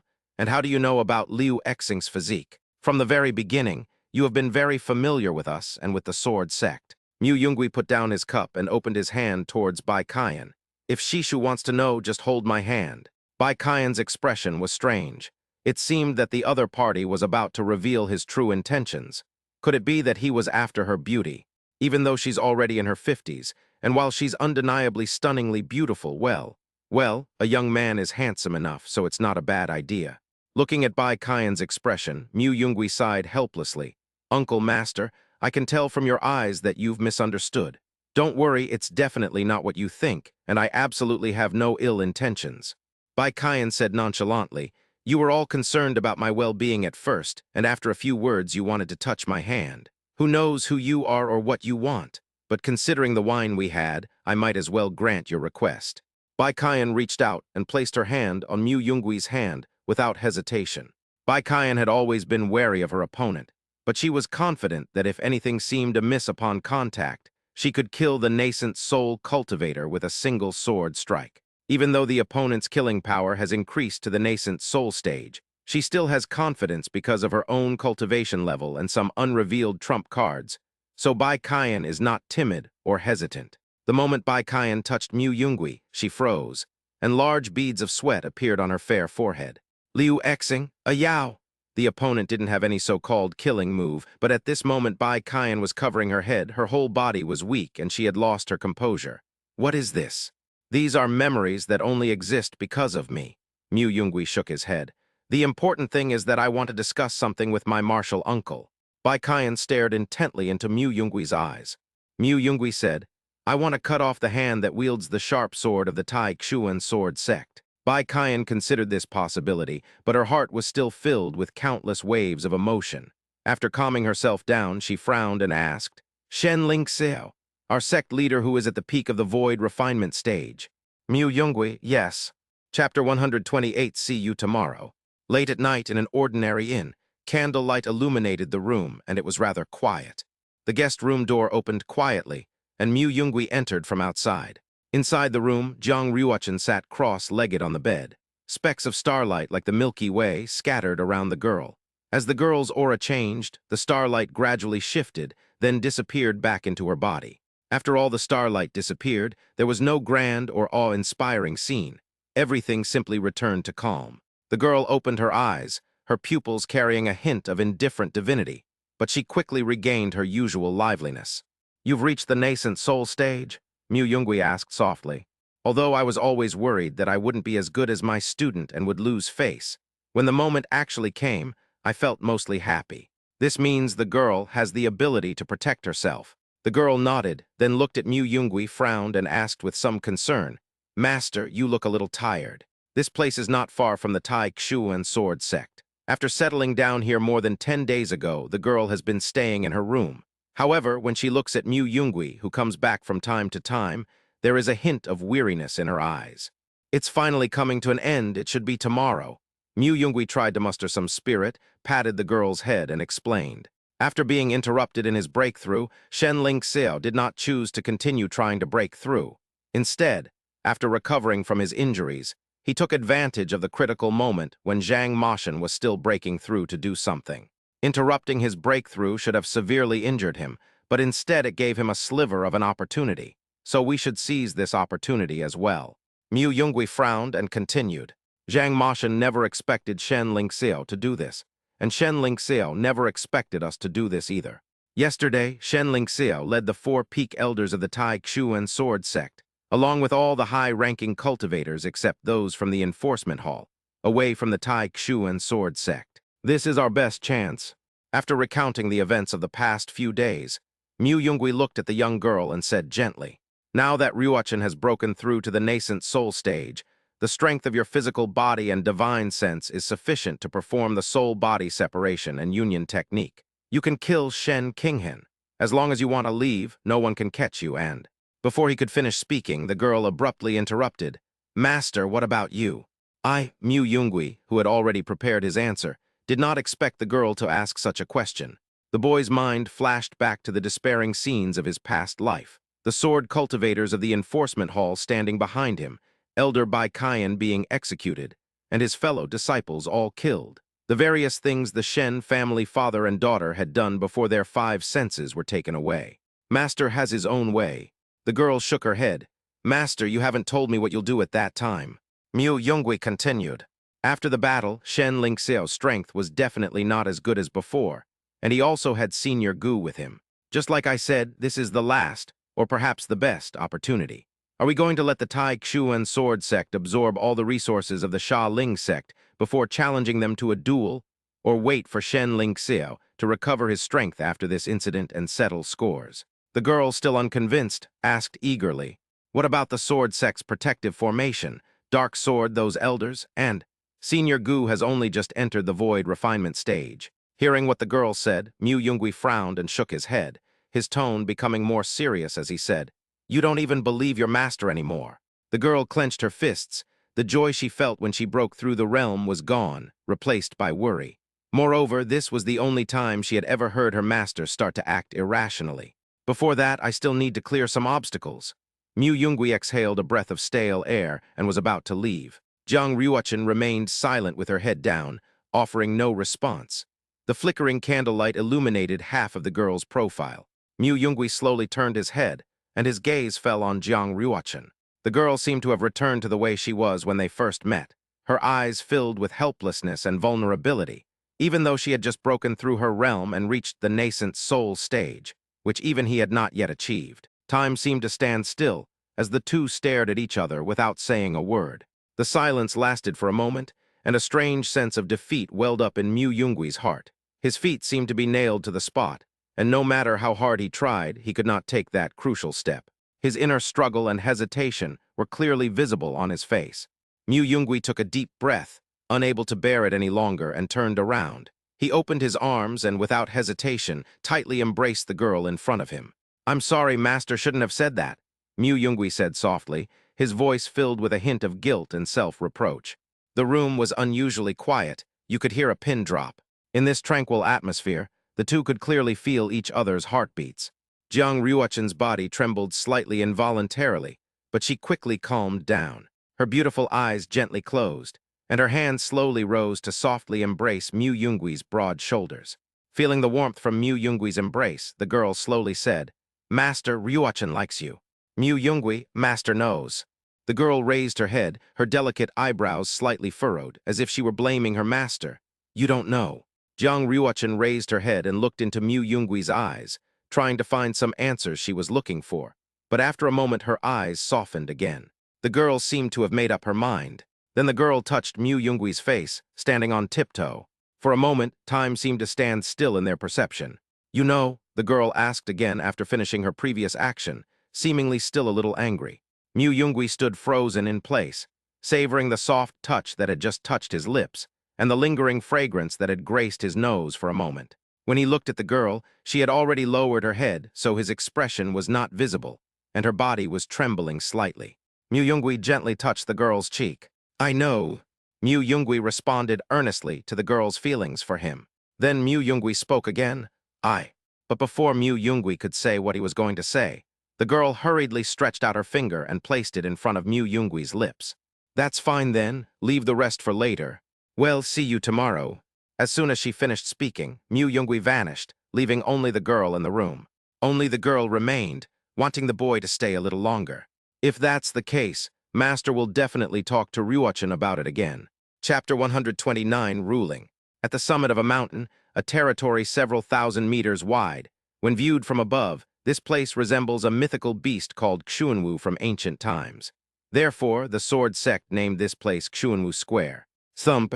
Suddenly, a deep and majestic bell tolled, as if from ancient times, resounding across the sky above the Tai Xuan sword sect. The bell tolled as if it possessed boundless power, quickly spreading to every corner of the entire sword sect. The sword sect disciples, busy with their own tasks, whether diligently practicing their swordsmanship or undergoing secluded cultivation, were all drawn by the sudden sound of the bell. Those who had been locked in a fierce and evenly matched sparring session were also stunned by the earth-shattering bell, and all stopped swinging their swords. Dozens of sword sect disciples were gathered in a training field. They were all newcomers who had only been in the sword sect for a year or two. They seemed somewhat bewildered by the sudden, mysterious chime, completely unaware of what it meant. However, despite their doubts, simply listening to the tolling of the bells, they couldn't help but feel an indescribable tension spreading through their hearts. As everyone looked at each other, unsure of what to do, a disciple standing at the edge of the crowd frowned thoughtfully, then slowly spoke. "I've heard some of my senior uncles mention him before. This seems to be the famous Yan Zhang of our sword sect. The Yan Bell? This is a giant spiritual artifact that the sword sect built when it was founded. Everyone who joined the sect had heard of it. It would ring out whenever a major event concerning the sword sect's survival occurred. However, none of the dozens of disciples present had ever heard of it. The outer sect elder frowned, his face serious. This is Yan Zhang. All disciples present put everything aside and go to the Xuanlin arena to assemble immediately.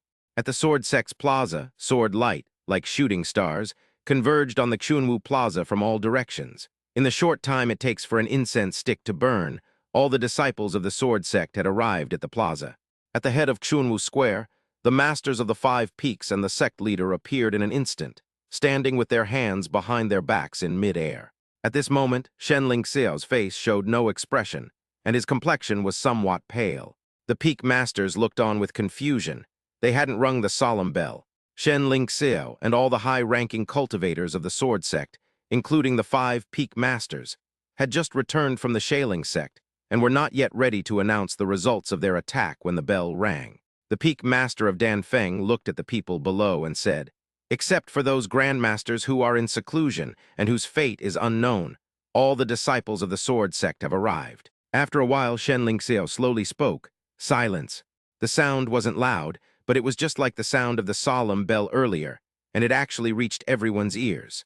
After a moment, all the disciples below, regardless of their cultivation level, quieted down. Shen Lingxiao asked, "Where is Bai Kayan?" One of the peak masters replied, "Down below. Was this bell struck by Bai Kayan?" Shen Lingxiao looked out and saw that the woman who should have been standing beside him was now standing with her disciples on the Xuanwu Square below. She held a celestial sword and stood upright on the ground, closing her eyes to rest. Behind her were all the disciples of the Law Enforcement Hall. Bai Kayan and the disciples of the Enforcement Hall seemed to be deliberately keeping a slight distance from everyone else. Shen Lingxiao found Bai Kayan's appearance below extremely offensive, and a murderous thought flashed in his eyes, but he quickly dismissed the idea. With Zhang Mashan eliminated, and after recovering from his injuries, there were no more obstacles to breaking through to the next realm. After reaching the integration stage, things like the Law Enforcement Hall would no longer exist. So taking advantage of the gathering of disciples, Shen Lingxiao said, "Disciples of the Tai Xuan sword sect, the sounding of this solemn bell is to announce one thing. The sect leader of the Shaling sect, Zhang Mashan, has been killed, and the Shaling sect has been scattered like birds and beasts.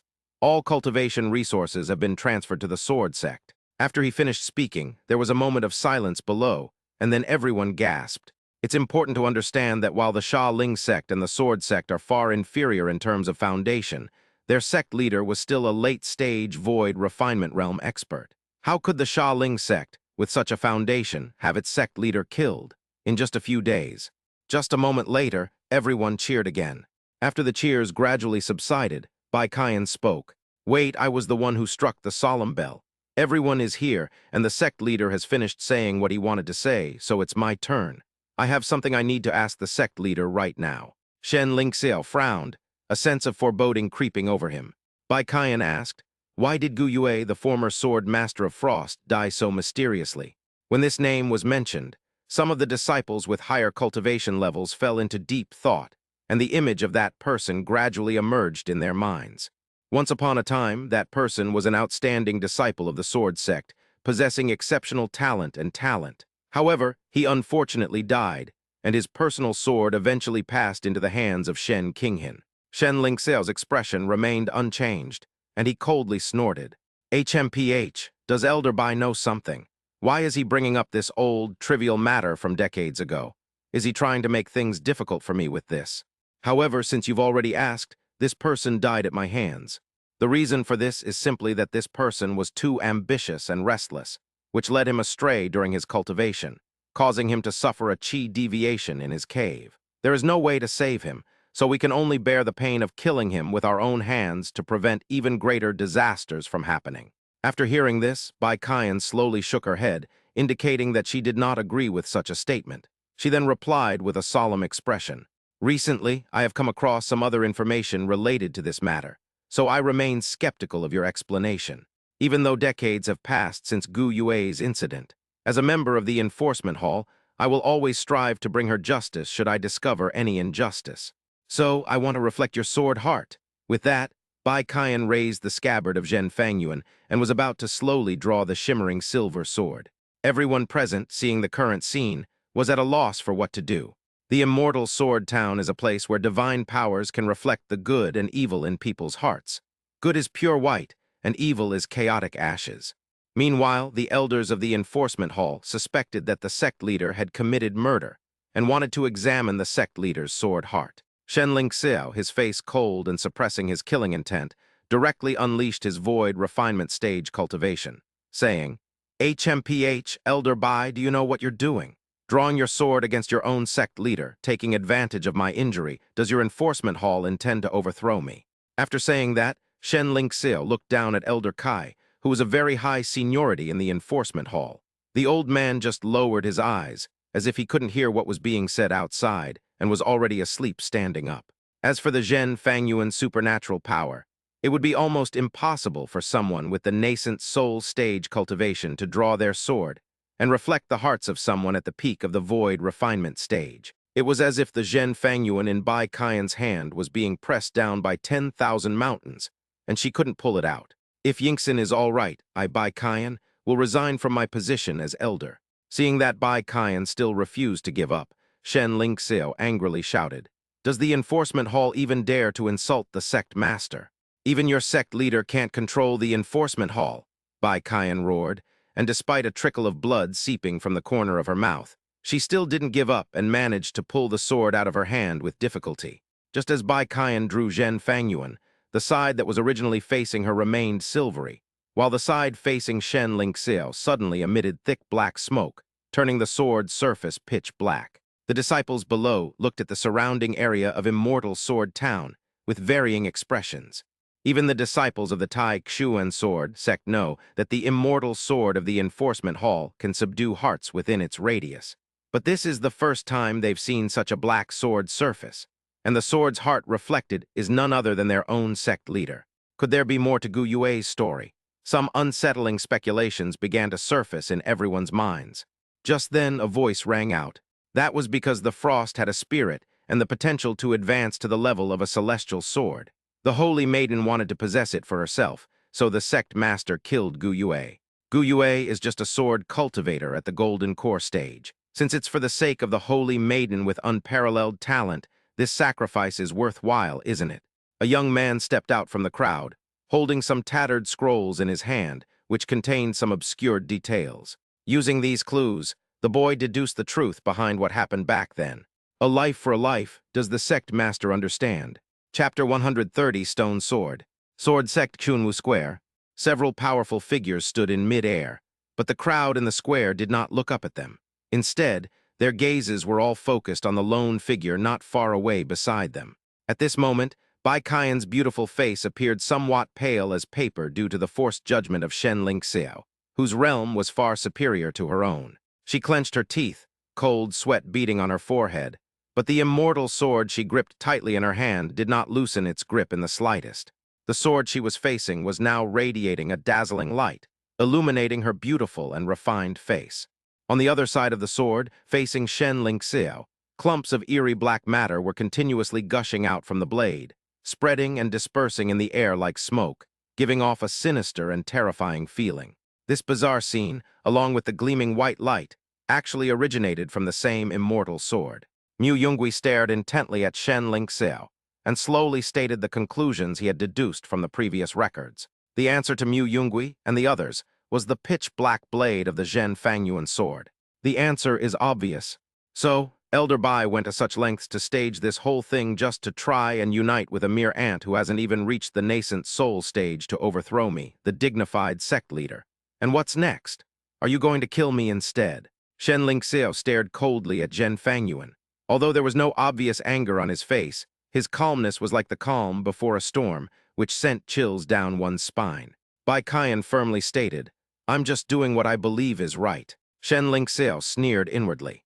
Even if he could rely on Zhen Fangyuan's supernatural power to prove that the disciple's death was indeed related to him, so what? Even if he personally admitted to killing the disciple named Gu Yue in front of everyone, would that shake his position and authority as the sect leader? His gaze shifted from Bai Qian to the calm face of the boy holding the scroll, but he could no longer suppress his anger and killing intent at the boy's presence. The person who should have died 8 years ago is still alive, and his cultivation has not even been hindered. "Lowly weeds," Shen Lingxiao said with a somber face. Shen Lingxiao's anger was mixed with disappointment. He couldn't understand why this boy was still alive. Not only that, but he actually dared to appear before him again, and Bai Qian, as an elder of the enforcement hall, actually joined forces with this young man to die. Mu Yungui said, "Shen Lingxiao, 10 years ago, in order to allow Shen Qinghan's heavenly evolution divine heart to advance further, you did not hesitate to slaughter dozens of people in the Jiang family, who also possessed the heavenly evolution divine demon heart, so that she would fall into the demonic path. Today, I am here to make you pay with your life. There are more than just these dozens of people." Mu Yungui had already stepped out from the crowd, his white robes fluttering without wind, his sword intent sharp and cold, and his eyes made no attempt to conceal his killing intent towards Shen Lingxiao. Everyone present looked at the young man and felt a strange sense of familiarity. However, they couldn't believe what he said. As one of the major righteous sects in the Eastern continent, would the sect leader of the Sword sect act in this way? What was going on? And that young man? Everyone looked at him, and he looked to be only in his early 20s, yet his cultivation had already reached the late stage of the nascent soul realm. The other disciples of the Sword sect were filled with disbelief, knowing that most of them had only barely reached the golden core stage. And he, at such a young age and with such talent, actually wanted to kill the sect leader of the Sword sect who was at the peak of the void refinement stage. If it were me, would I not even have the courage to draw my sword? All eyes were once again drawn to this mysterious young man. Shen Lingxiao was also looking at Mu Yungui, but he was pondering how the other party could possibly hurt him in the Sword sect. The scene before me resembled a praying mantis waving its arms at an elephant. The comical is more so than the bizarre. So what if Bai Qian pulled out Zhen Fangyuan? They were just some nascent soul stage cultivators. Even if they were exposed, so what? They were just reckless brutes relying on their so-called righteous beliefs. Just as the crowd below was staring at the enforcement hall's immortal sword, and the two facing off, still confused about what was happening, Shen Lingxiao's voice rang out. "Anyone who trespasses on my Tai Xuan sword sect will be killed without exception." Shen Lingxiao's words rang out at this moment. So Shen Lingxiao drew his immortal sword Tai Xuan and unleashed a sword aura that told everyone that it was refined from the void refining stage. On the other side, Mu Yungui was also startled by this scene, but he did not hesitate at all. Almost at the same instant that Shen Lingxiao made his move, Mu Yungui also moved. With a crisp sound of being drawn from its sheath, the breaking force transformed into a dazzling sword light that shot into the sky, like a dragon rushing straight towards Shen Lingxiao's incoming sword energy. In the blink of an eye, the two sword energies collided with a deafening roar. A deafening bang resounded, as if the entire world trembled. At the point of impact, light and sparks flew in all directions. The previously formless and colorless sword energy suddenly became almost tangible. Countless fragments of sword energy scattered and flew in all directions, like meteors streaking across the sky, a truly magnificent sight. However, after only a moment of stalemate, the sword light formed by the broken force sword began to bend slightly after coming into contact with Shen Lingxiao's sword energy, just like a huge bowstring that had been drawn taut. Then, without any suspense, it shattered. The broken energy was already shattered, and although this slightly weakened the power of Shen Lingxiao's sword energy, the remaining sword energy showed no sign of stopping. Like the waters of the Milky Way pouring down from the heavens, it crashed diagonally towards Mu Yungui with overwhelming force. Wherever the sword energy passed, the ground and everything around it were left with deep and shallow, crisscrossing sword marks, as if the world had been torn apart. Mu Yungui could only be thrown backward by the surging force of the sword energy. His body traced an arc in the air before crashing heavily onto a solitary peak in the distance. The Sword sect disciples recognized that solitary peak. It was an unnamed peak with only a sword pavilion on it. Mu Yungui's body collided violently with the solitary pavilion. In an instant, billowing smoke and dust filled the air, and the once relatively intact pavilion was smashed to pieces, reduced to ruins. Mu Yungui's body was embedded deep within the debris, remaining motionless for a long time. After a while, Mu Yungui struggled to get up from the pile of rubble. The boy had a fist-sized hole in his left shoulder, and the overflowing blood stained his already faded white clothes with a large red flower. Shen Lingxiao raised an eyebrow, somewhat surprised that he needed to deliver another blow since Mu Yungui was still alive. So Shen Lingxiao brought up Tai Xuan again. In the blink of an eye, the sect leader of the Tai Xuan sword sect was filled with rage, his eyes blazing with fury, showing no sign of calm. Mu Yungui stood up somewhat disheveled, spitting out a mouthful of blood. "I've thought about it for who knows how long, but I couldn't find a way to get here under your nose. But last night I figured it out. Because you're too arrogant, I shouldn't have thought so much." Mu Yungui's left shoulder slumped, and the horrifying bloody hole began to heal at a visible speed, while at the same time his internal energy began to rise. Because Mu Yungui was holding a stone sword in his hand. Like the pavilion, all the disciples of the sword sect have seen this stone sword after joining the sect. It seems to be the pavilion itself, just like the sword sect. No one knows where the stone sword came from. The stone sword, casually perched on that nameless, solitary peak, has always been there. Only when the stone sword began to tremble and emit a sword-like sound did everyone realize that it was no ordinary stone sword. Feeling the joy emanating from his hand, Mu Yungui grinned, revealing a bright smile on his bloodied lips. Chapter 130. A girl in a white dress went up the mountain. The term immortal sword refers to the highest grade of sword-type spiritual weapons in the world. The three long swords of the Tai Xuan sword sect, Zhen Fangyuan in Bai Qian's hand and Tai Xuan in Shen Lingxiao's hand, are among the symbols of the sword sect. The third one is something almost no one has ever seen. They only know that it exists in a place that is crucial to the absolute safety of the sect. Apart from a few people, no one knows its exact location. But now that mysterious entity is in Mu Yungui's hands. King Feng, a celestial sword, is connected to the sword sect's protective formation. Apart from the sect leader and some senior sect elders, no one in the sword sect knew that the core of the sword sect's protective formation was actually an inconspicuous stone sword found by the roadside. Shen Lingxiao couldn't figure out how the other party knew about this secret, which was known to only a handful of people in the entire sect. Moreover, the immortal sword King Feng is different from Tai Xuan. Tai Xuan was once the sword of the founder of the sect, Tai Xuan Zhenren. However, after Tai Xuan Zhenren passed away, the intelligence that had been born in this immortal sword also disappeared. It can only be used as a sword of extremely high grade and does not have the special supernatural power of Zhen Fangyuan. However, Tai Xuan symbolizes more the power of the sect leader. King Feng is a celestial sword with sentience. Its sword spirit is fused with the sect's protective formation and has not been recognized. No matter how high one's cultivation level, it cannot be damaged in the slightest. This is why such a crucial sword as King Feng is located in such an inconspicuous place.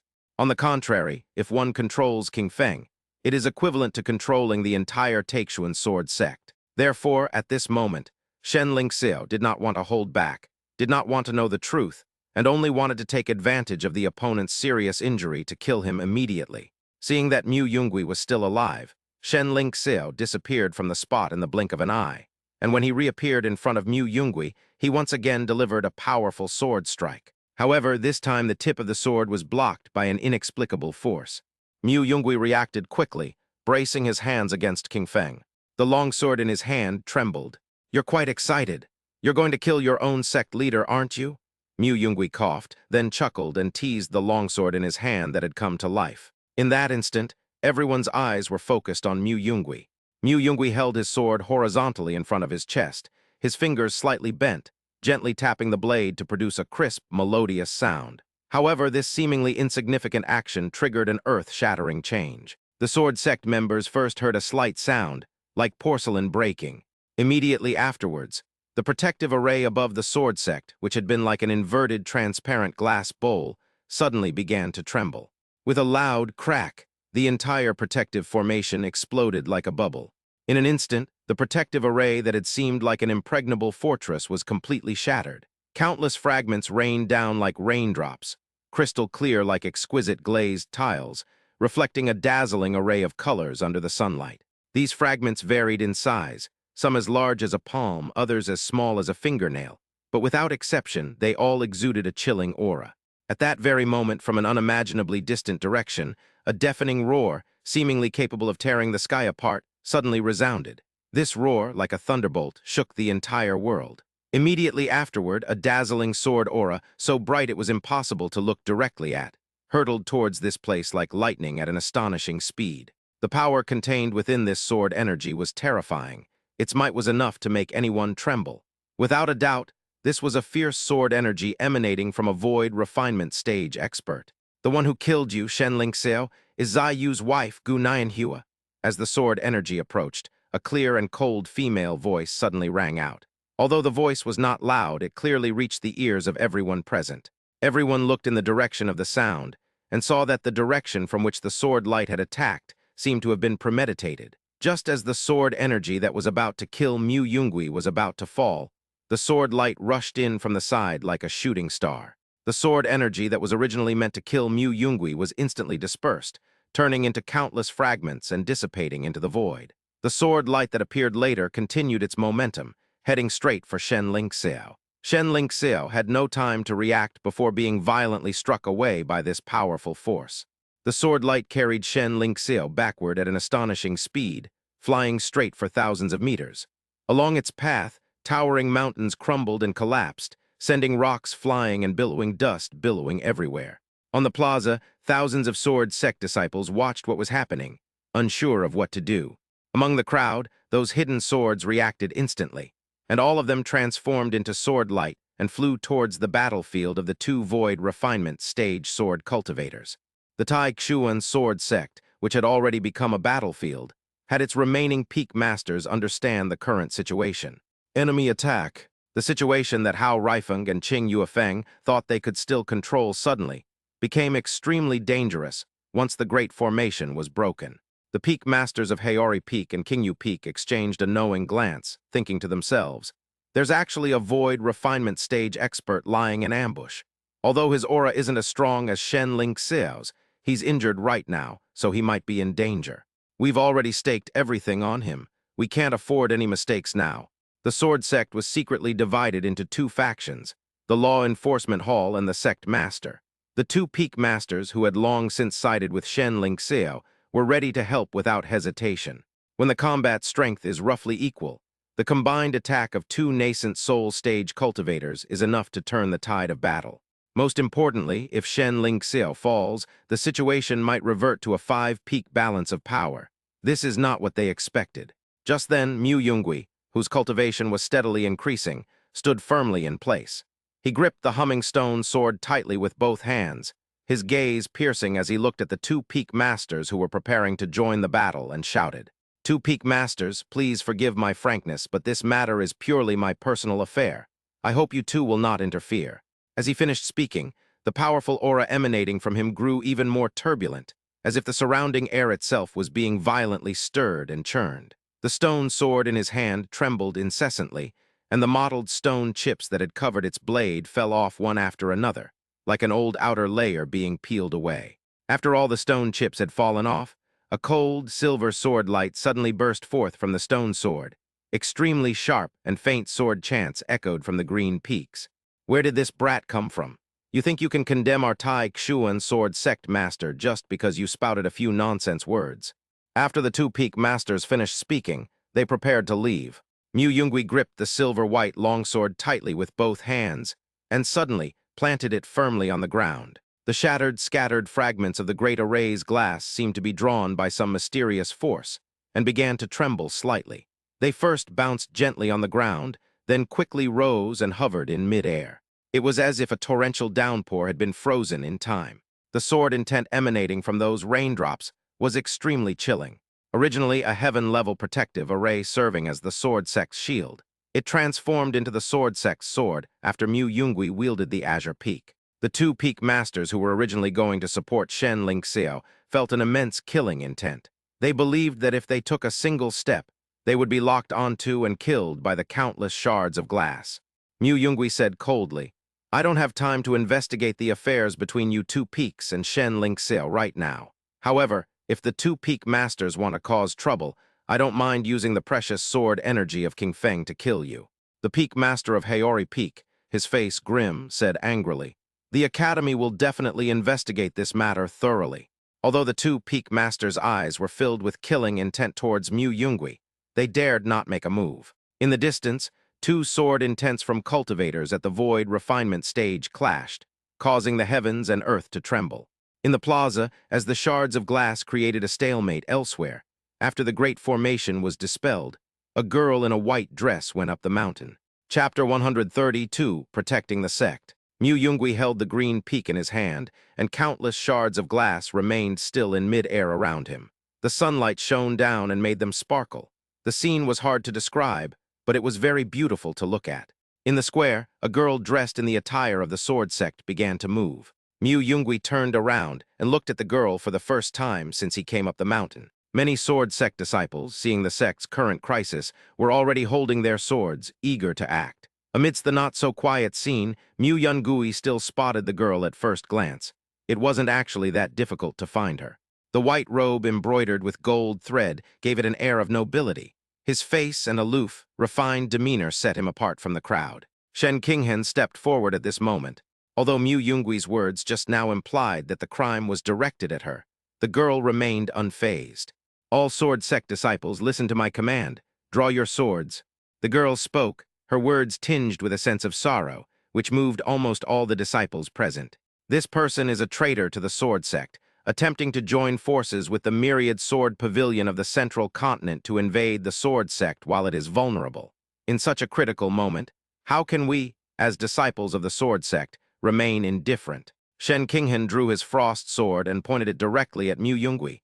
"Protect the sect." Below, they shouted in unison, "Protect the sect." Mu Yungui listened to what the other person said, without any change in expression. He probably realized that he dared not draw his sword easily, nor did he dare to kill indiscriminately. So he brought along the unsuspecting sword sect disciples to break the deadlock. The peak masters on the platform were restrained by the shards of glass and could not move an inch. Most of the disciples below drew their swords after hearing what Shen Qinghen said. Only a very few disciples from the sword lineage were instructed by their elders and masters to continue to observe quietly. "Aya, what do we do?" In the clearly defined plaza, in front of 100 disciples of the enforcement hall, stood the leader of one faction, also a young girl. At this moment, a question came from behind her. The girl, who originally had short hair, grew it back into pigtails at someone's suggestion. At this moment, she said to the person behind her, "Master said to listen to that boy. If the sword sect disciples riot, do everything in your power to stop them, but don't harm your fellow disciples." They were just spouting some incomprehensible words when they threatened to kill the sect's holy maiden and sect leader. Jiang Yao chuckled softly. Even though she had never liked the two people's actions in the slightest, this was just too much. Once an uprising breaks out, the number of people in the enforcement hall is only a fraction of that in the sword sect, making it as futile as a mantis trying to stop a chariot. Jiang Yao didn't know why Bai Nian gave such an order, but it was the first time she had seen her master so serious. Liu Ji, who was behind Jiang Yao, shook her head, walked to Jiang Yao's side, and gently took Jiang Yao's somewhat cold hand. "Don't say such things. I will protect you." Jiang Yao didn't answer. She glanced at Mu Yungui, who stood alone in the distance, and murmured unconsciously, "Does this count as treason? But for some reason, looking at that person makes me feel strangely at ease." "Familiar?" Liu Ji didn't feel that way, but still said firmly, "No matter what, I will always stand by your side. Even if I die, I will die before you." Jiang Yao frowned, somewhat helplessly, saying, "Liu Ji, you're always like this. Don't say things like that again." "Liu Ji." Mu Yungui listened to Shen Qinghen speaking the same words a saintess should say as in her previous life. She sneered, full of mockery. "HMPH, traitor? Your Shen family father and daughter are the least qualified to say those two words in the sword sect." Then he turned to look at all the disciples below and said in a solemn voice, "This sword challenge is merely for revenge. As long as you fellow disciples remain calm, it will not involve you." As they were talking, two beautiful figures flew over from the distance of the square. Mu Yungui sensed a familiar presence approaching from afar, so he changed the subject again. "Of course, if what happens next still doesn't make you put down your swords, then I don't mind if the smell of blood on your swords gets even stronger." Having said that, Mu Yungui fixed King Feng in place, then transformed into a streak of light and headed to another battlefield. Hearing the murderous intent in those words, those present, though filled with anger, were forced to regain a semblance of composure. And what does what happens next refer to? The disciples, who were eager to die heroically, were caught off guard, and even the 5 peak masters on the stage were confused. Mu Yungui rushed off at top speed, heading towards the more dangerous battlefield in the distance. It should be noted that although Gu Nianhua was also a sword cultivator in the void refinement stage, he was only at the initial stage. After going mad for decades, he had only recuperated for a few months. As for his opponent, even though Shen Lingxiao had just fought a life or death battle and was still seriously injured, his perfected void refinement stage realm was still there. The square was in chaos, but that wasn't the most important thing. The key to victory lay in the battle between Gu and Shen, so Mu Yungui had to go. As for Shen Qinghan, everyone has their own way of dying. The right person should die at the hands of the right person. That's what makes a good story. At this moment, the mountains crumbled, and sword marks and sword intent filled the space. The female swordswoman in green robes unleashed another sword strike, the powerful sword energy slashing through the air towards her opponent, only to shatter once more. Previously, Gu Nianhua had managed to put Shen Lingxiao in a somewhat sorry state with that unexpected sword energy, but she was unable to kill him. The 2 void refinement stage experts had exchanged hundreds of blows, and the situation, which had initially been one-sided, was gradually being reversed by Shen Lingxiao, even as his face grew paler. Compared to a few months ago, the female swordswoman's entire demeanor had undergone a dramatic change. Her originally pale face had become rosy and fair after recuperation, and more importantly, her eyes were no longer empty and chaotic, but now filled with emotion. Facing the culprit who took away her daughter and cruelly transformed her into a machine, Gu Nianhua was filled with murderous intent. At that moment, Gu Nianhua exhaled a breath of stale air, dodging an attack from the shadows. Both sides tacitly agreed to a brief pause. Shen Lingxiao looked at Gu Nianhua, who had rushed up to fight without explanation. A madman, cured, neither seemed quite right. You are a sword immortal of the Wanli Sword Pavilion. Taking advantage of the sword sect's vulnerability, you came to my sect's territory to attack me without explanation. What do you want to do? Gu Nianhua chuckled and asked, So what did you do? Shen Lingxiao asked, Did that thief say something to you? But that sword 12. That girl I picked up was actually your daughter. Such a misunderstanding, acting rashly, will it drag the Wanli Sword Pavilion into an abyss of no return. Upon hearing this, Gu Nianhua tightened his grip on his sword, his killing intent surging. HMPH, to spy on my daughter's eyes and brainwash her, you call that a misunderstanding?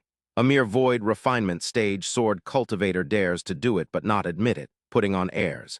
Such a despicable person is truly disgusting. Wanli Sword Pavilion, I'm only here to kill you. If it's a misunderstanding, I'll also cut off your daughter's eyes and seize her divine sense to make her my puppet. Maybe that will calm me down. After listening, Shen Lingxiao sighed and shook his head.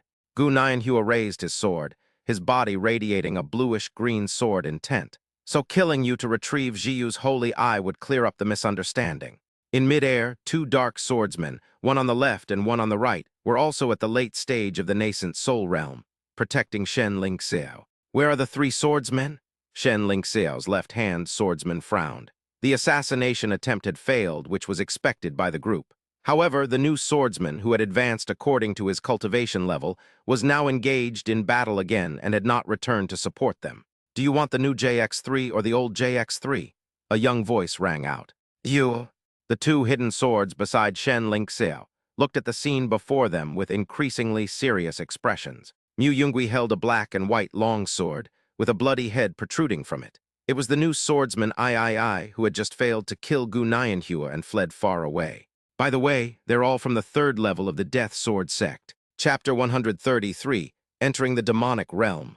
King Feng controlled the sect's protective formation, pointing it at the 5 peak masters. It was an attack that was definitely designed to target the Shen family father and daughter, and it restrained the sword sect experts. It was as if the young man had planned it all out. Even a high-level cultivator couldn't make a move, and could only watch as the young man moved through the sword sect as if it were empty. Shen Qinghan glanced at the green peak in the center of Chunwu Square, where Mu Yungui was standing. She had some thoughts in her mind, but just as she was about to take action, she sensed an aura coming from afar, which made her stop in her tracks. Your Holiness! The 2 figures moved with incredible speed. and in the blink of an eye, they landed in front of Shen Qinghan, only about 20 meters away. The cultivators present looked at the newcomer, and their initial restless thoughts were suppressed. The girl looked at Shen Qinghan quietly without speaking, but the taciturn Gu Jiu, holding her sword, said, "Holy Maiden." As Gu Jiu approached, one of Shen Qinghan's golden eyes seemed to sense something and began to slowly and uncontrollably flash. As Gu Jiu approached, the spell used to conceal the truth in the other eye automatically dissipated, revealing the truth. An ordinary black eye, an extremely unremarkable eye. On that stunningly beautiful face were a pair of equally beautiful eyes. Shen Qinghan sensed the strangeness in his eyes and hurriedly recited the Holy Eye technique. After a tug of war, he finally managed to stabilize the Holy Eye. However, this scene was witnessed by everyone in the square, even the 5 peak masters who were trapped in mid-air. This, the Holy Maiden's other Holy Eye, is actually fake. How could it appear in that female cultivator's eye? I seem to remember that female cultivator. She seems to be one of the disciples who were said to have died in the Immortal Ascension secret realm. How come she's here? Could she not be dead? That female cultivator is said to be a member of the Dark Sword lineage, trained by the sect leader. Those present watched this scene and began to discuss it amongst themselves. In mid-air, the Jade Heart Peak Master, who had always been relatively neutral within the sword sect and was also the only female Peak Master, was watching what was happening below and had pieced together some fragments of the truth. The Peak Master of Jade Heart Peak stared into those eyes and murmured, "Shen Ling Xiao." Below the stage, the crowd was beginning to grasp the underlying meaning. What they had initially dismissed as absurd statements by the young man who had barged into the sword sect now seemed less certain. Shen Qinghan's face was grim as she stared intently at the assassin who had been severely injured and on the verge of death in the secret realm, but had now reappeared before her, her own assassin. Shen Qinghan's face was gloomy as he commanded Gu Jiu, "Sword 12, you're still alive. Did you and these people plan all of this? Give me back my holy eye." Gu Jiu said, "Yes, Jiu survived in the secret realm, met Mu Yungui, met Jiang Ryuachin, and even found a home." Shen Qinghan's face was filled with barely concealed anger. "Jiu, Giant 12, what nonsense are you spouting? I'm ordering you to return the holy eye to me." Hearing Shen Qinghan's roar, Gu Jiu's heart still trembled, but the girl did not answer him but continued to ask, "Why, you were clearly the strongest in the secret realm back then. Why didn't you save Giant Jiu? He always said I was different from the other dark swordsmen. These eyes, it turns out that's what makes me different from them. Because I need to get rid of the aftereffects of possessing the holy eye, I will die there. But what about him? He didn't need to die." Gu Jiu continued talking to herself, as if she were telling Shen Qinghan, or perhaps trying to convince herself. What was originally an order more important than life itself to Dark Sword had no effect on Sword 12. Shen Qinghan was furious. "Sword 12, I order you to return the holy eye to me." Gu Jiu shook her head and said, "Holy Maiden, you haven't answered me yet." A glint of golden light flashed in Gu Jiu's golden eyes, and the frost sword could not penetrate even an inch further. Gu Jiu suddenly stopped and took a step back. "But Mother said that this is mine, and I also feel that it is mine." "You ungrateful wretch, how dare you betray me?" Shen Qinghan's wrist trembled, instantly shattering the inexplicable pressure. At the same time, facing Shen Qinghan, who had not suppressed his cultivation level and had already reached the nascent soul stage, Gu Jiu's cultivation level was much lower. After the power of his holy eyes was shattered by the opponent, Gu Jiu's eyes suffered a backlash. After a sharp pain, a tear of blood flowed down his cheek. After a brief period of darkness in Gu Jiu's eyes, Shen Qinghan disappeared from the spot and appeared in front of Gu Jiu in the blink of an eye, swinging his sword horizontally. However, they did not succeed. Determination withstood the frost. A warm light swept over Gu Jiu's body, easing her pain slightly, and a reassuringly gentle voice sounded. "Jiu, don't believe her belittling. You already have someone who loves you. Don't be sad anymore." Gu Jiu stepped back. "I have my answer." Jiang Ryuachin nodded. "Leave the rest to me." Gu Jiu nodded, her still blurry eyes glancing once more at Shen Qinghan's contorted face. A hint of disappointment, or perhaps sadness, appeared on her emotionless face. "I'm going to kill you." Jiang Ryuachin looked at Shen Qinghan and spoke to her for the first time. "Shen Qinghan, the demon heart you nurtured during the bloody night in Suzhou has come seeking revenge." The girl in the white dress emanated a dazzling light, her exquisite face expressionless. The onlookers, staring at the two, were momentarily unable to distinguish which was the saintess. The hidden swordsman beside Shen Qinghen seized the opportunity, and without any hesitation, instantly drew their swords and rushed towards Jiang Ruochen, who was bathed in holy light. The sword rises, the sword falls. The two nascent soul stage swordsmen had barely managed to unleash their swords when a golden thread shot towards them. Looking again, they saw their own bodies collapsing as they lost their strength. The other party is not a sword cultivator. Instant kill. Before the other three Golden Core stage dark swordsmen could even reach Jiang Ruochen, they were crushed by the endless power of light. Those who wanted to rush forward all stopped when they saw this. After taking a step back, Jiang Ruochen withdrew the spell in her hand. At that moment, the square fell into complete silence. Shen Qinghen stared at the shattered corpses on the field, exclaiming in disbelief, "In less than 10 years, how could you have reached the nascent soul stage?" Shen Qinghen broke through the light, holding Frost's sword and thrust it out. Seeing this, Jiang Ruochen did not avoid his sharp edge, but instead also expressed her own obsession.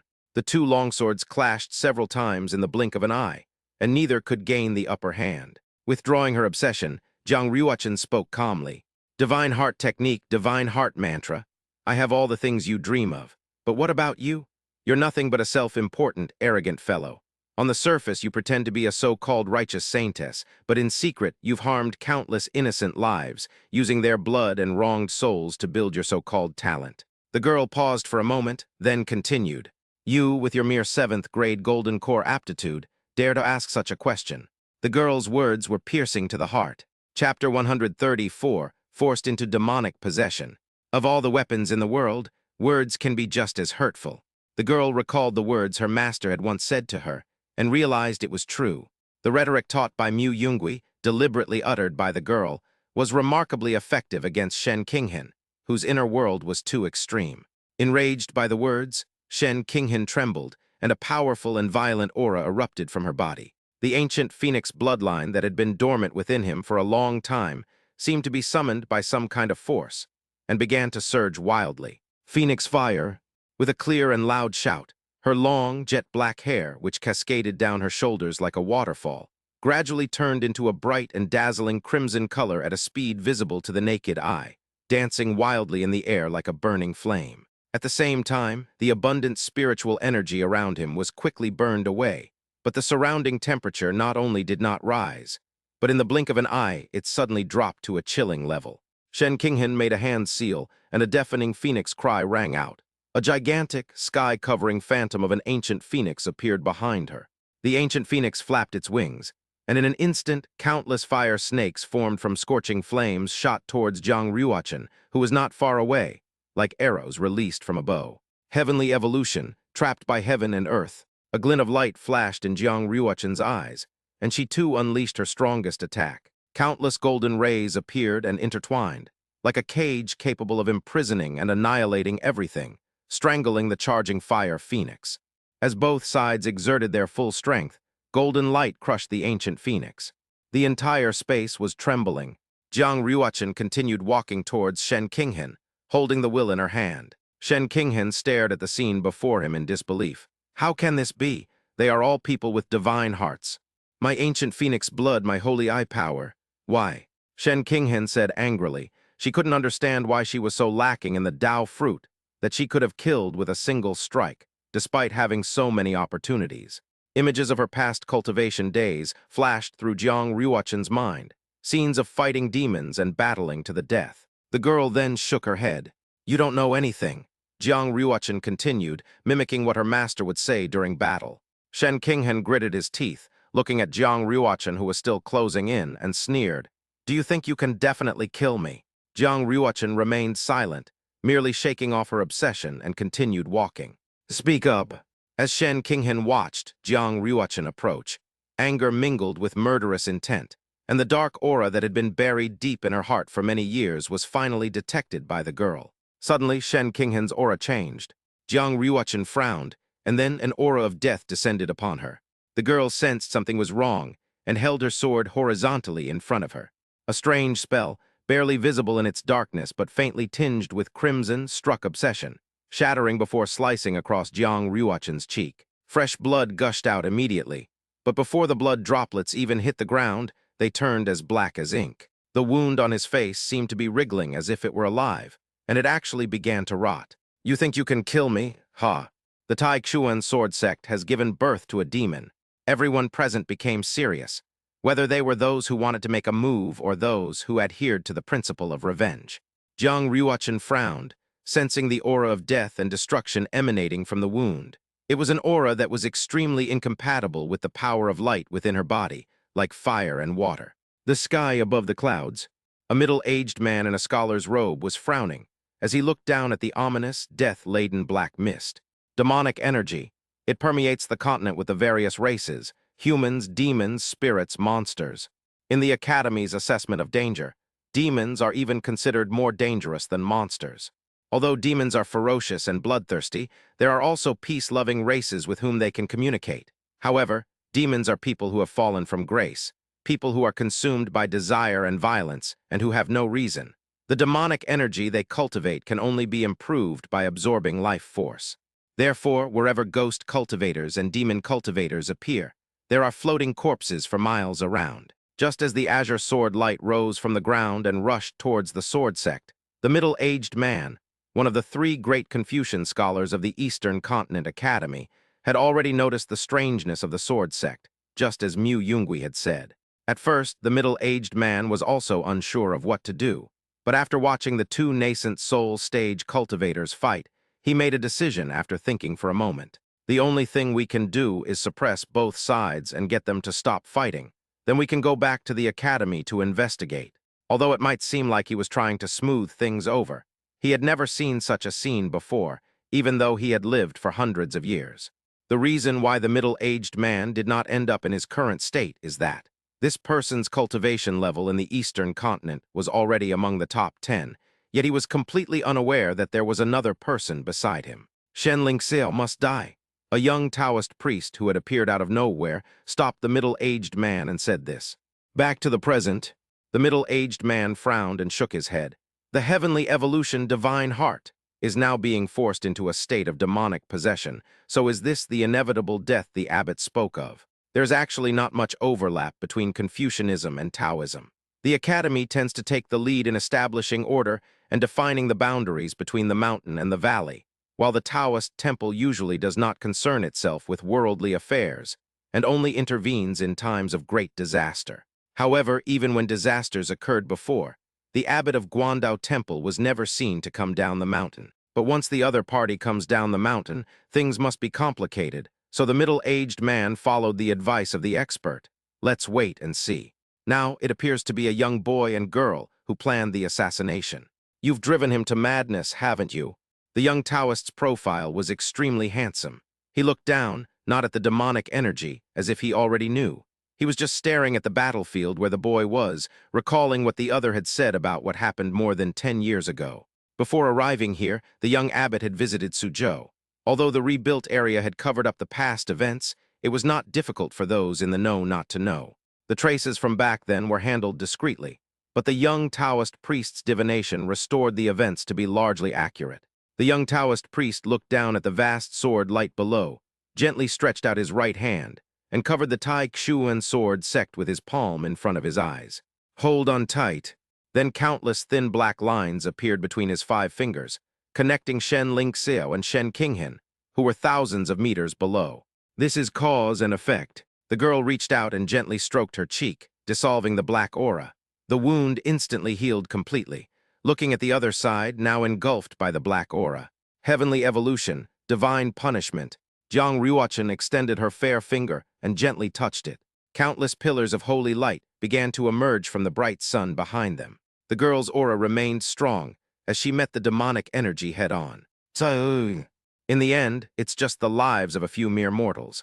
Are you just going to watch the holy maiden be killed like this? Beside him, an elder from Hao Rai Peak, his face grim, shouted to the crowd. It is common knowledge in the sword sect's power struggle that Hao Rai Peak has completely submitted to the sect leader's forces.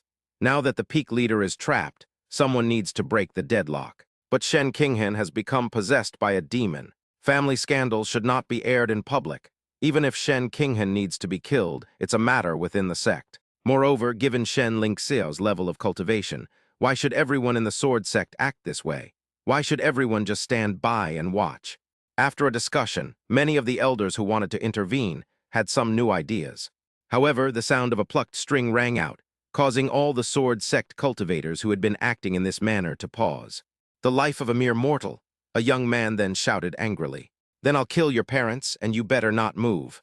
End of chapter 135. The sword sect was bustling with activity, now joined by two more individuals who weren't the main protagonists of this battle. The two who arrived kept those who wanted to take action in check. Facing the black mist, Jiang Ryuchen didn't notice that from the beginning she only had eyes for the person in front of her. Shen Qinghan made a clenched fist, and the blood from the corpses of the 5 dark swordsmen who had been killed by Jiang Ryuchen gathered and flowed towards Shen Qinghan, transforming into a golden thread-like spell similar to the one Jiang Ryuchen used. The girl remained unusually calm, not letting hatred control her emotions, and simply regarded what was in front of her as a demon. He drew his sword, leaving a 3-inch wound on his arm. Then a sword wound, burning with the power of light, remained at his waist. Then one of the golden pupils was pierced out by that transparent glass sword. He had fallen into demonic possession, but Shen Qinghan realized that he was still no match for Jiang Ryuchen. They were completely powerless to resist. The heavily injured sword sect saintess unleashed a barrage of high-level magical artifacts and talismans at Jiang Ryuchen as if they were free. The opponent's sword flashed, followed by explosions of spiritual energy that shook the earth. The scene was like an unarmed mortal facing a tiger that was constantly approaching. If he could keep his composure, he might be able to hold out for a while. But the moment he felt cowardice and wanted to turn and run away, the outcome was already decided. Both are invincible, but the difference is that the opponent will never give her a chance to escape. Shen Qinghan backed away, grinned, and said with a sinister smile, "I haven't completely fallen into demonic possession yet, so you wouldn't dare kill me now. Only when I am completely consumed by demonic possession will this heart." Before Shen Qinghan could finish speaking, Jiang Ryuchen stepped forward, stood in front of her, and thrust her sword towards Shen Qinghan's chest. Shen Qinghan had not expected the other party to act this way. In the instant she lost her strength and fell, she could only grab the sword to stop the obsession that was about to pierce her. The black energy in her body instantly enveloped the obsession that was carrying a faint light. Shen Qinghan gripped his obsession tightly, his hands oozing dark red blood, and cried out in alarm, "You can't kill me." Ryuchen remained silent, only channeling the power of light into her obsession. As her obsession threatened to touch her heart, Shen Qinghan's expression changed drastically. Even the violent black aura around her weakened, and she became utterly panicked. "Don't kill me." Just as the obsession pierced Shen Qinghan's chest, about to reach his heart shrouded in black energy. Suddenly, the entire sword sect began to tremble, and then a discordant element suddenly appeared in mid-air.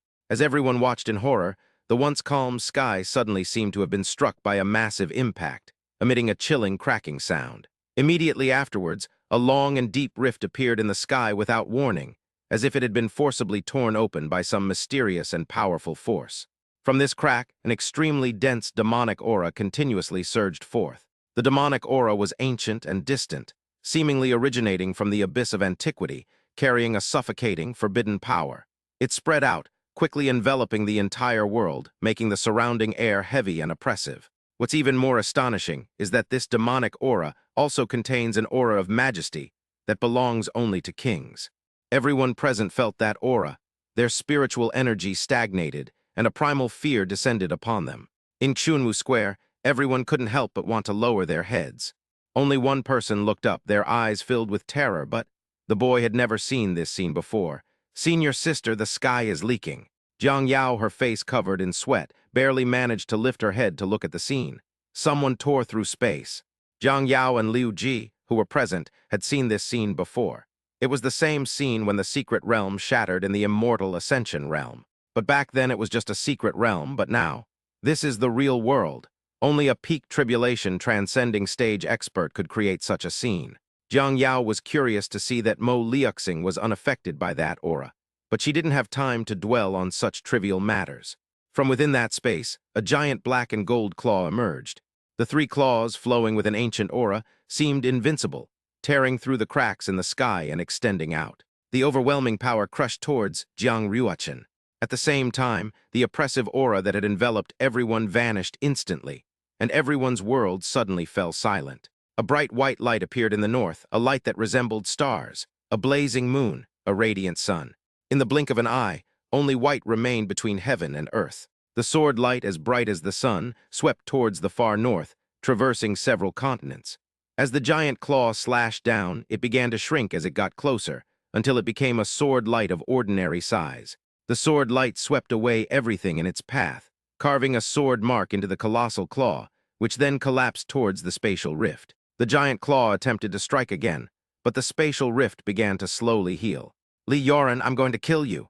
A furious voice, unlike any human voice, came from the spatial rift. After that, another middle-aged man's voice rang out from the horizon, carrying a hearty and forthright tone. "If your highness can do it, ha ha ha." Then the spatial rift gradually closed, and both destructive forces disappeared together. At the same time, Jiang Ruochen held onto her obsession with both hands, maintaining that posture. The obsession continued to pierce deeper, bit by bit. Sizzle! Swords pierced through the body.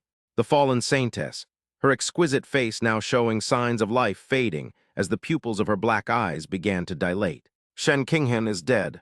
The black aura surrounding the heart that had pierced it dissipated as its owner lost life. The dramatic change in the battlefield caused the battle between the two void refinement stage experts to shift from a distance back to the present. Qinghan came a heart-wrenching cry of grief. Upon witnessing his daughter's death, Shen Lingxiao's already deep-seated wounds finally broke free, and he coughed up a mouthful of blood. Mu Yonggui's eyes lit up, and he rode his sword into the air. King Feng, the glass shards that had been binding the 5 peak masters, finally released their restraints and poured into the Azure Peak sword. Exterminate evil.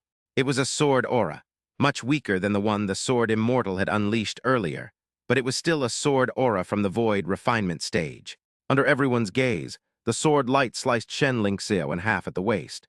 The sword sect master's body collapsed on the ground, his vital energy beginning to dissipate uncontrollably. Seeing Shen Lingxiao's life force fading, Mu Yongui didn't stop. He thrust his sword down from the sky again, smashing it into Shen Lingxiao's body and creating a large crater. The corpses were all killed. Just as Gu Nianhua was about to breathe a sigh of relief, a barely perceptible aura quietly flew out from the deep pit. Soul annihilation, extreme sword technique, Azure cloud slash. Mu Yongui remained vigilant, unleashing over a dozen sword techniques at that wisp of aura, until it was utterly destroyed. The boy still seemed uneasy, and unleashed another torrent of his remaining sword energy, until the sword crater had become a pit several meters deep. "Zyro Mu, that's enough." Gu Nianhua couldn't help but stop Mu Yongui when she saw his appearance. "This guy may seem like a sword immortal, but he actually uses a lot of evil magic. We can't afford to be careless." Zhai appeared silently beside the two of them and said quietly, "Brother Mu, Shen Lingxiao is indeed dead." Mu Yongui forced a smile. "Now that you say so, I'm relieved." "Oh right, those two auras just now." Gu Nianhua recalled the two auras that had suddenly appeared just now, and even her sword heart couldn't help but tremble slightly. "That sword light. It was delivered by the world's #1 swordsman in the Northern Territory." Mu Yongui pondered. He hadn't expected this situation either. Then Mu Yongui added meticulously, "Currently the #1 in swordsmanship." Beside her, Zhai said softly, "The other aura comes from a demon emperor of the demon race, Yaoyan, and it was its real body that descended. Mu Yongui, Shen Qinghan's ancient phoenix bloodline, and the demon emperor's intervention. Shen Lingxiao's scheme is quite grand. But even the demon emperor couldn't get you to succeed. You're truly cursed by heaven." Mu Yongui withdrew his gaze and looked around at the shattered mountain peaks and the devastation. "Let's clean up the mess first." Gu Nianhua's figure vanished, and she reappeared above the Chunwu Square. "Fellow Taoists of the Sword Sect, I am Gu Nianhua of the Wanli Sword Pavilion."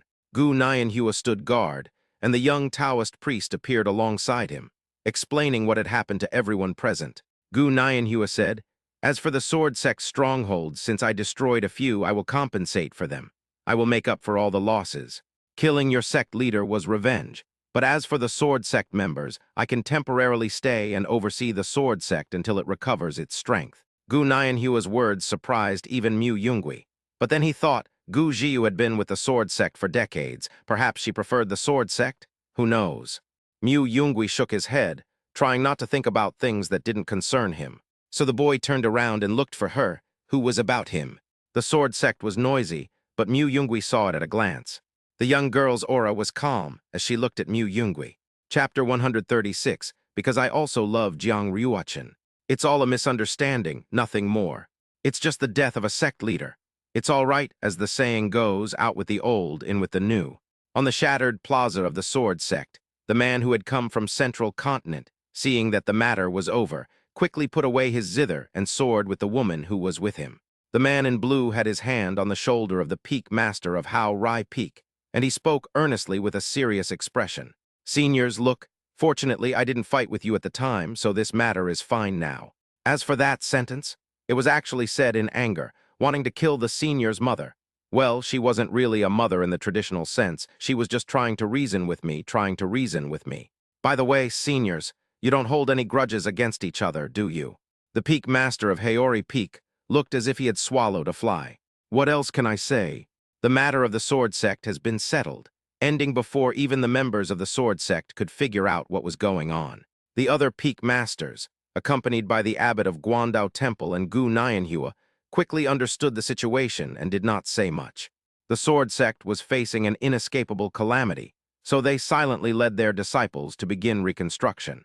As the event came to a close, the sword sect members figured out exactly what had happened, and it wasn't actually that complicated. To put it somewhat inappropriately, it's like the sword sect is a large, prosperous family at the foot of the mountain. One day, the entire family gathered together to welcome a brighter tomorrow.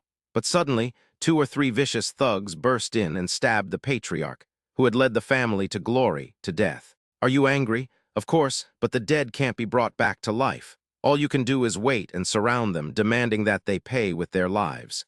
But at that moment, the 2 or 3 big men suddenly pulled out a pile of files containing various pieces of evidence issued by the government, saying that the kind and amiable clan chief lying on the ground had actually committed all sorts of evil deeds outside, and that they were the victims. So since the other party is in the right, that's the only way things can be. Elsewhere, Gu Jiu was sitting cross-legged in the square. Just moments before, the holy eye that Jiang Ryuachin had flung away, after losing Shen Qinghan's control, instinctively transformed into a stream of light and returned to its original owner's body. The girl is meditating here, and with each breath, her tightly closed pupils remain undiminished in power. It is believed that she will be able to fully recover soon. At the end, Gu Nianhua took over the place, while the other 2 important figures temporarily left. On an unnamed small mountain peak of the sword sect, looking down upon the sword sect's landscape, most of the mountains were broken and dilapidated, but here, a gentle breeze blew and the noise was absent. It had not been affected. Here, Mu Yungui was covered in blood, but his face was radiant. The young man took out the nearly empty peach blossom wine from his spatial ring, drank it all in one gulp, and said softly, "The matter is over. No more promising talents who have not yet grown up will suffer at the hands of this father and daughter. The future of cultivation will only be much better, and we can stand openly under the sun, no longer feeling as embarrassed as before." Mu Yungui gave a wry smile. "You won't have to suffer with me anymore." On the other side, the girl took the initiative, walked over and gently hugged Mu Yungui. A somewhat aggrieved voice rang out, "Master, I killed her, but I pierced her demonic heart with my sword and failed to take it and merge with it." Jiang Ryuachin murmured softly, as if she were a child who had done something wrong, returning home to tell her parents about her mistakes and waiting for the inevitable punishment. "Yes, it's okay." Mu Yungui simply agreed, patted the girl's head, and did not blame her. "It's all right, master, as long as you follow your heart. Whether or not you become an immortal is ultimately just Shen Qinghan's obsession, not my wish." "So what if she doesn't become an immortal?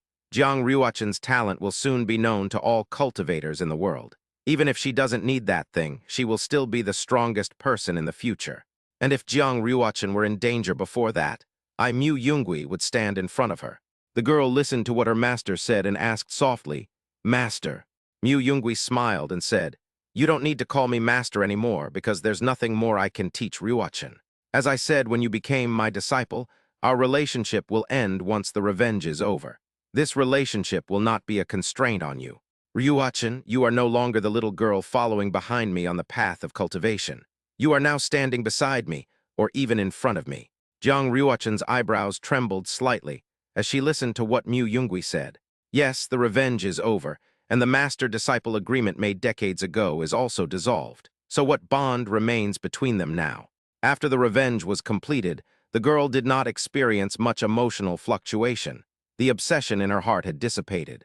What remained in the girl's heart, apart from the person before her, seemed no different from the witch in the stories of Suzhou she had heard decades ago. Yungui, the girl murmured, her eyes lowered, her expression unreadable. The master-disciple relationship has been dissolved, and there is no need to use honorifics anymore, so the girl said this. The change in address seems to add a touch of intimacy, but, upon hearing this, Mu Yungui frowned, a strange feeling creeping over him. It wasn't because of the name, but because he could sense the disappointment and sadness in the girl's tone. This isn't right, is it?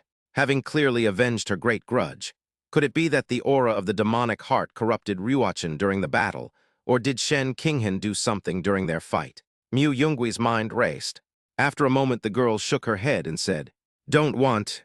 Mu Yungui was stunned and asked, The girl clutched tightly at Mu Yungui's clothes against his chest, frowning as she said, "As expected, Ryuachin still prefers to call him master. Ryuachin hasn't become a true goddess yet. There's still so much she needs to learn." Perhaps Jiang Ryuachin didn't feel that becoming her master's disciple was a restrictive thing. On the contrary, it was Jiang Ryuachin's wish. The girl looked at her master with a pleading look in her eyes. Mu Yungui was stunned for a moment, and then realized that it was just wishful thinking on his part. Mu Yungui smiled and did not refuse the girl's request. Mu Yungui then said, "But the things that weren't finished being said that night, does Ryuachin still want to hear them?" Jiang Ryuachin looked at Mu Yungui with an indescribable emotion in her eyes, expectation mixed with fear of losing everything afterward. Mu Yungui gazed quietly at his little apprentice. In a daze, I saw in that beautiful face the image of the little beggar who was covered in wounds and emaciated. When I first met him, I was filled with heartache. Then there's that thin little hand gripping the sword hilt, the girl with the resolute expression on her face fighting against the demon. Is the path of cultivation she embarked on, driven by revenge, right or wrong? Finally, she endured all this loneliness and hardship alone, beginning to grow into the most mature, composed, and flawless goddess in the eyes of others. Returning to the present, Mu Yungui realized that in the end, it was her own heart that had been running away. He kept avoiding his own feelings, causing the girl to suffer continuously. Mu Yungui shook his head, finally revealing his ultimate thought. The boy took a deep breath. The boy then leaned down slightly, their noses getting closer and closer until they finally pressed together, feeling each other's breath. Mu Yungui kissed him. Time seemed to stand still at this moment. After a moment, the boy slowly raised his head, his voice gentle. "I, Mu Yungui, have long been aware of Jiang Ryuachin's feelings for me, because I love Jiang Ryuachin too." After he finished speaking, the girl paused slightly, as if she had been frozen in place for a moment. After a long while, the girl finally came to her senses as if waking from a dream. A single, crystal-clear tear slid down her radiant, smiling face. It was a single tear brimming with boundless happiness. Chapter 137, Lantern Festival. Dongzhukeohai Dynasty, a small fishing village called Jingyang Village. It was February or March, and there was no wind or rain along the coast. In the afternoon, the fishermen who had gone out to sea were like sesame seeds, gradually moving towards the shore.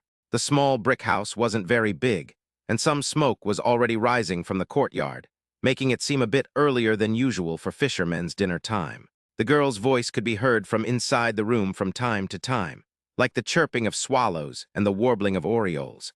Outside the door, there was a child who looked to be under 10 years old. His tender little face was cute, and he was dressed in a linen outfit. The child was leaning against the door, sitting on a small wooden stool, holding a booklet in his hand. It was unclear whether he could understand it or not. A gentle sea breeze, carrying the sunset, blew in from the other side of the sea. The child's innocent face wore an expression that seemed beyond his years, a look of contentment. "Hey, Tilda, little brother Su Ming." At that moment, the door of the small house next door, which had been rented out not long ago, was opened. A man in a blue robe, with a handful of melon seeds in his hand, greeted the child in a rather informal manner. Then, with a flick of his sleeve in front of the child, a small stool appeared in the man's hand, and he sat down next to the child, cracking sunflower seeds. The child named Su Ming glanced at the man, rolled his eyes, then put away the booklet, got up, and moved his stool closer to the door and further away from the man in the blue robe. Su Ming's childish voice rang out. "If you vomit in front of our house, I'll tell my sister and Zio Yang. You're just waiting to die." The man in the blue robe stumbled and could only awkwardly pick up the sunflower seed shells. Little Ming, no, no, no. Su Ming glanced at him, then leaned against the wall with his hands in his sleeves, squinting in the sun without speaking to him. Seeing this, the man was not annoyed. He simply opened his palm, and the sunflower seed shell floated in mid-air before shooting out like an arrow. I don't know if he's strong or not, but eating sunflower seeds like that is definitely cool. Don't be surprised, this is basic procedure, no applause needed. The man tossed his head smugly, waiting for the admiring gaze to fall upon him. But it didn't happen. Instead, 10-year-old Su Ming looked at him like he was an idiot. The man said awkwardly, "Little brother Su Ming, did you see that just now? I'm a reclusive master. Do you want to learn?" Su Ming shook his head. "I don't want to." Hearing the child's answer, the man exclaimed in surprise, "Brother, I'm the kind of immortal from those folk tales.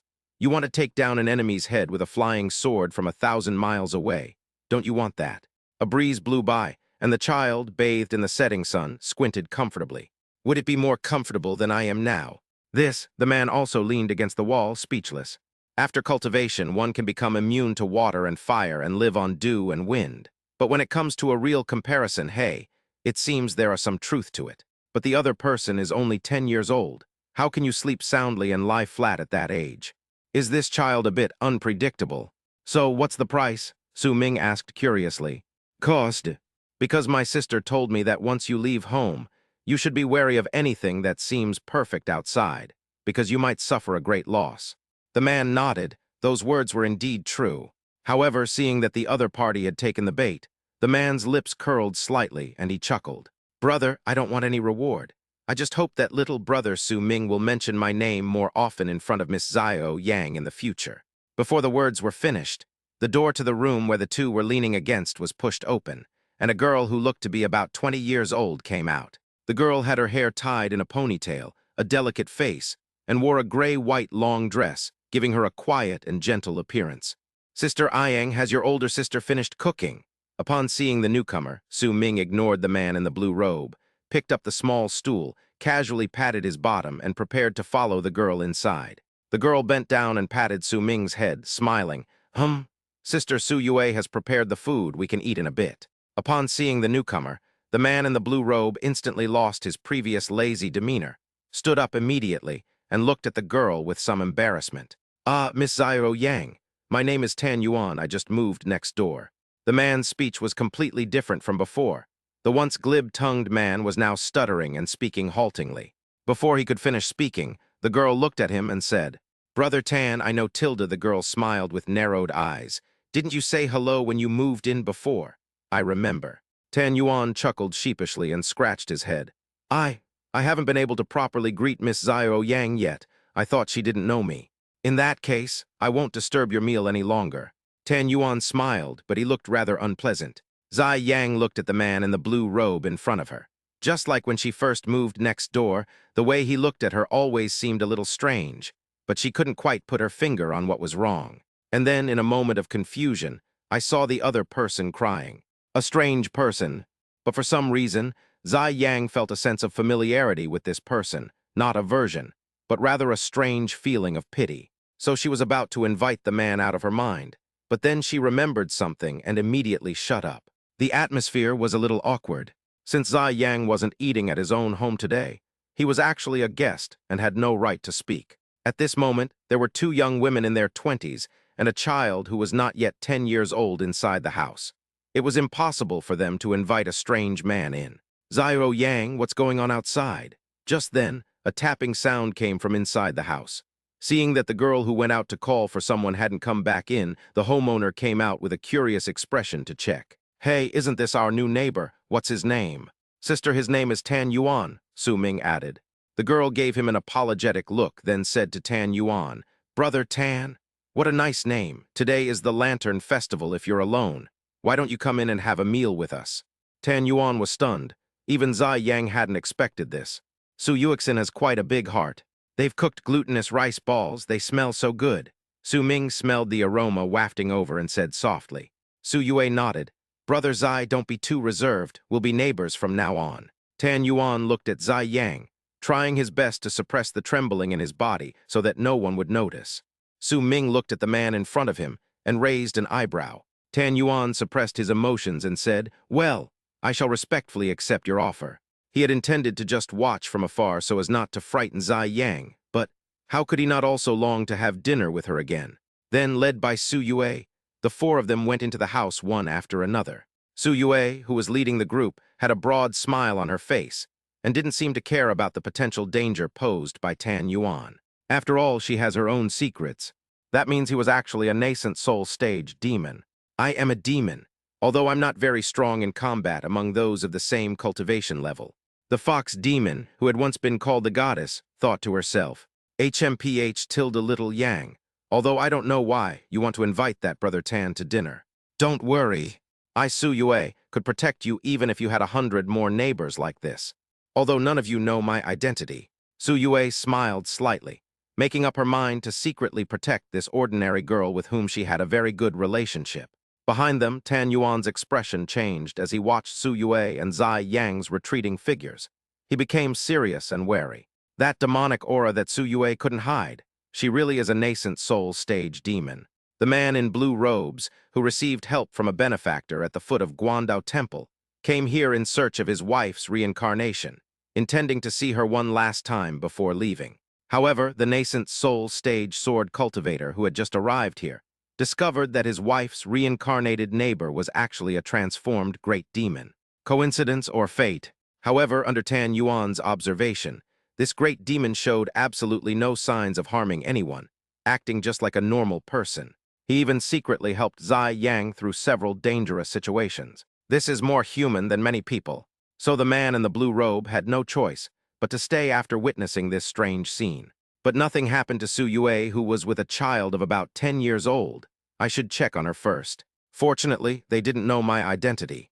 Tan Yuan pondered carefully and secretly made up his mind. Younger, even if you are no longer yourself, I will still protect you. The child who had closed the door looked at the three people in front of him and sighed. After being reborn, she becomes the fox demon older sister, who shares the same bloodline as the other. There was also a nascent soul stage sword cultivator, who came seeking the reincarnation of his deceased wife. After thinking about it, Su Ming, who had half human and half demon blood, felt a bit overwhelmed. After chapter 138, in Dongzhou, within a magnificent dynasty, in an unassuming restaurant. On the top floor of the building, several young people were engrossed in a table piled high with news from various continents, carefully sorting out the big and small events happening on and off the mountain. On the desk, intelligence from a certain place in Dongzhou was piled up like a small mountain. As the world's largest intelligence sect, the disciples of Kainiu Tower have been quite busy for the past 6 months. Suddenly, the door was gently pushed open, and a pretty girl in a red dress walked in. She moved with light steps, her gaze sweeping over the red-robed disciples who were writing furiously, before casually flipping through a few important documents that had been compiled. However, after flipping through the messages for a while, she sighed softly.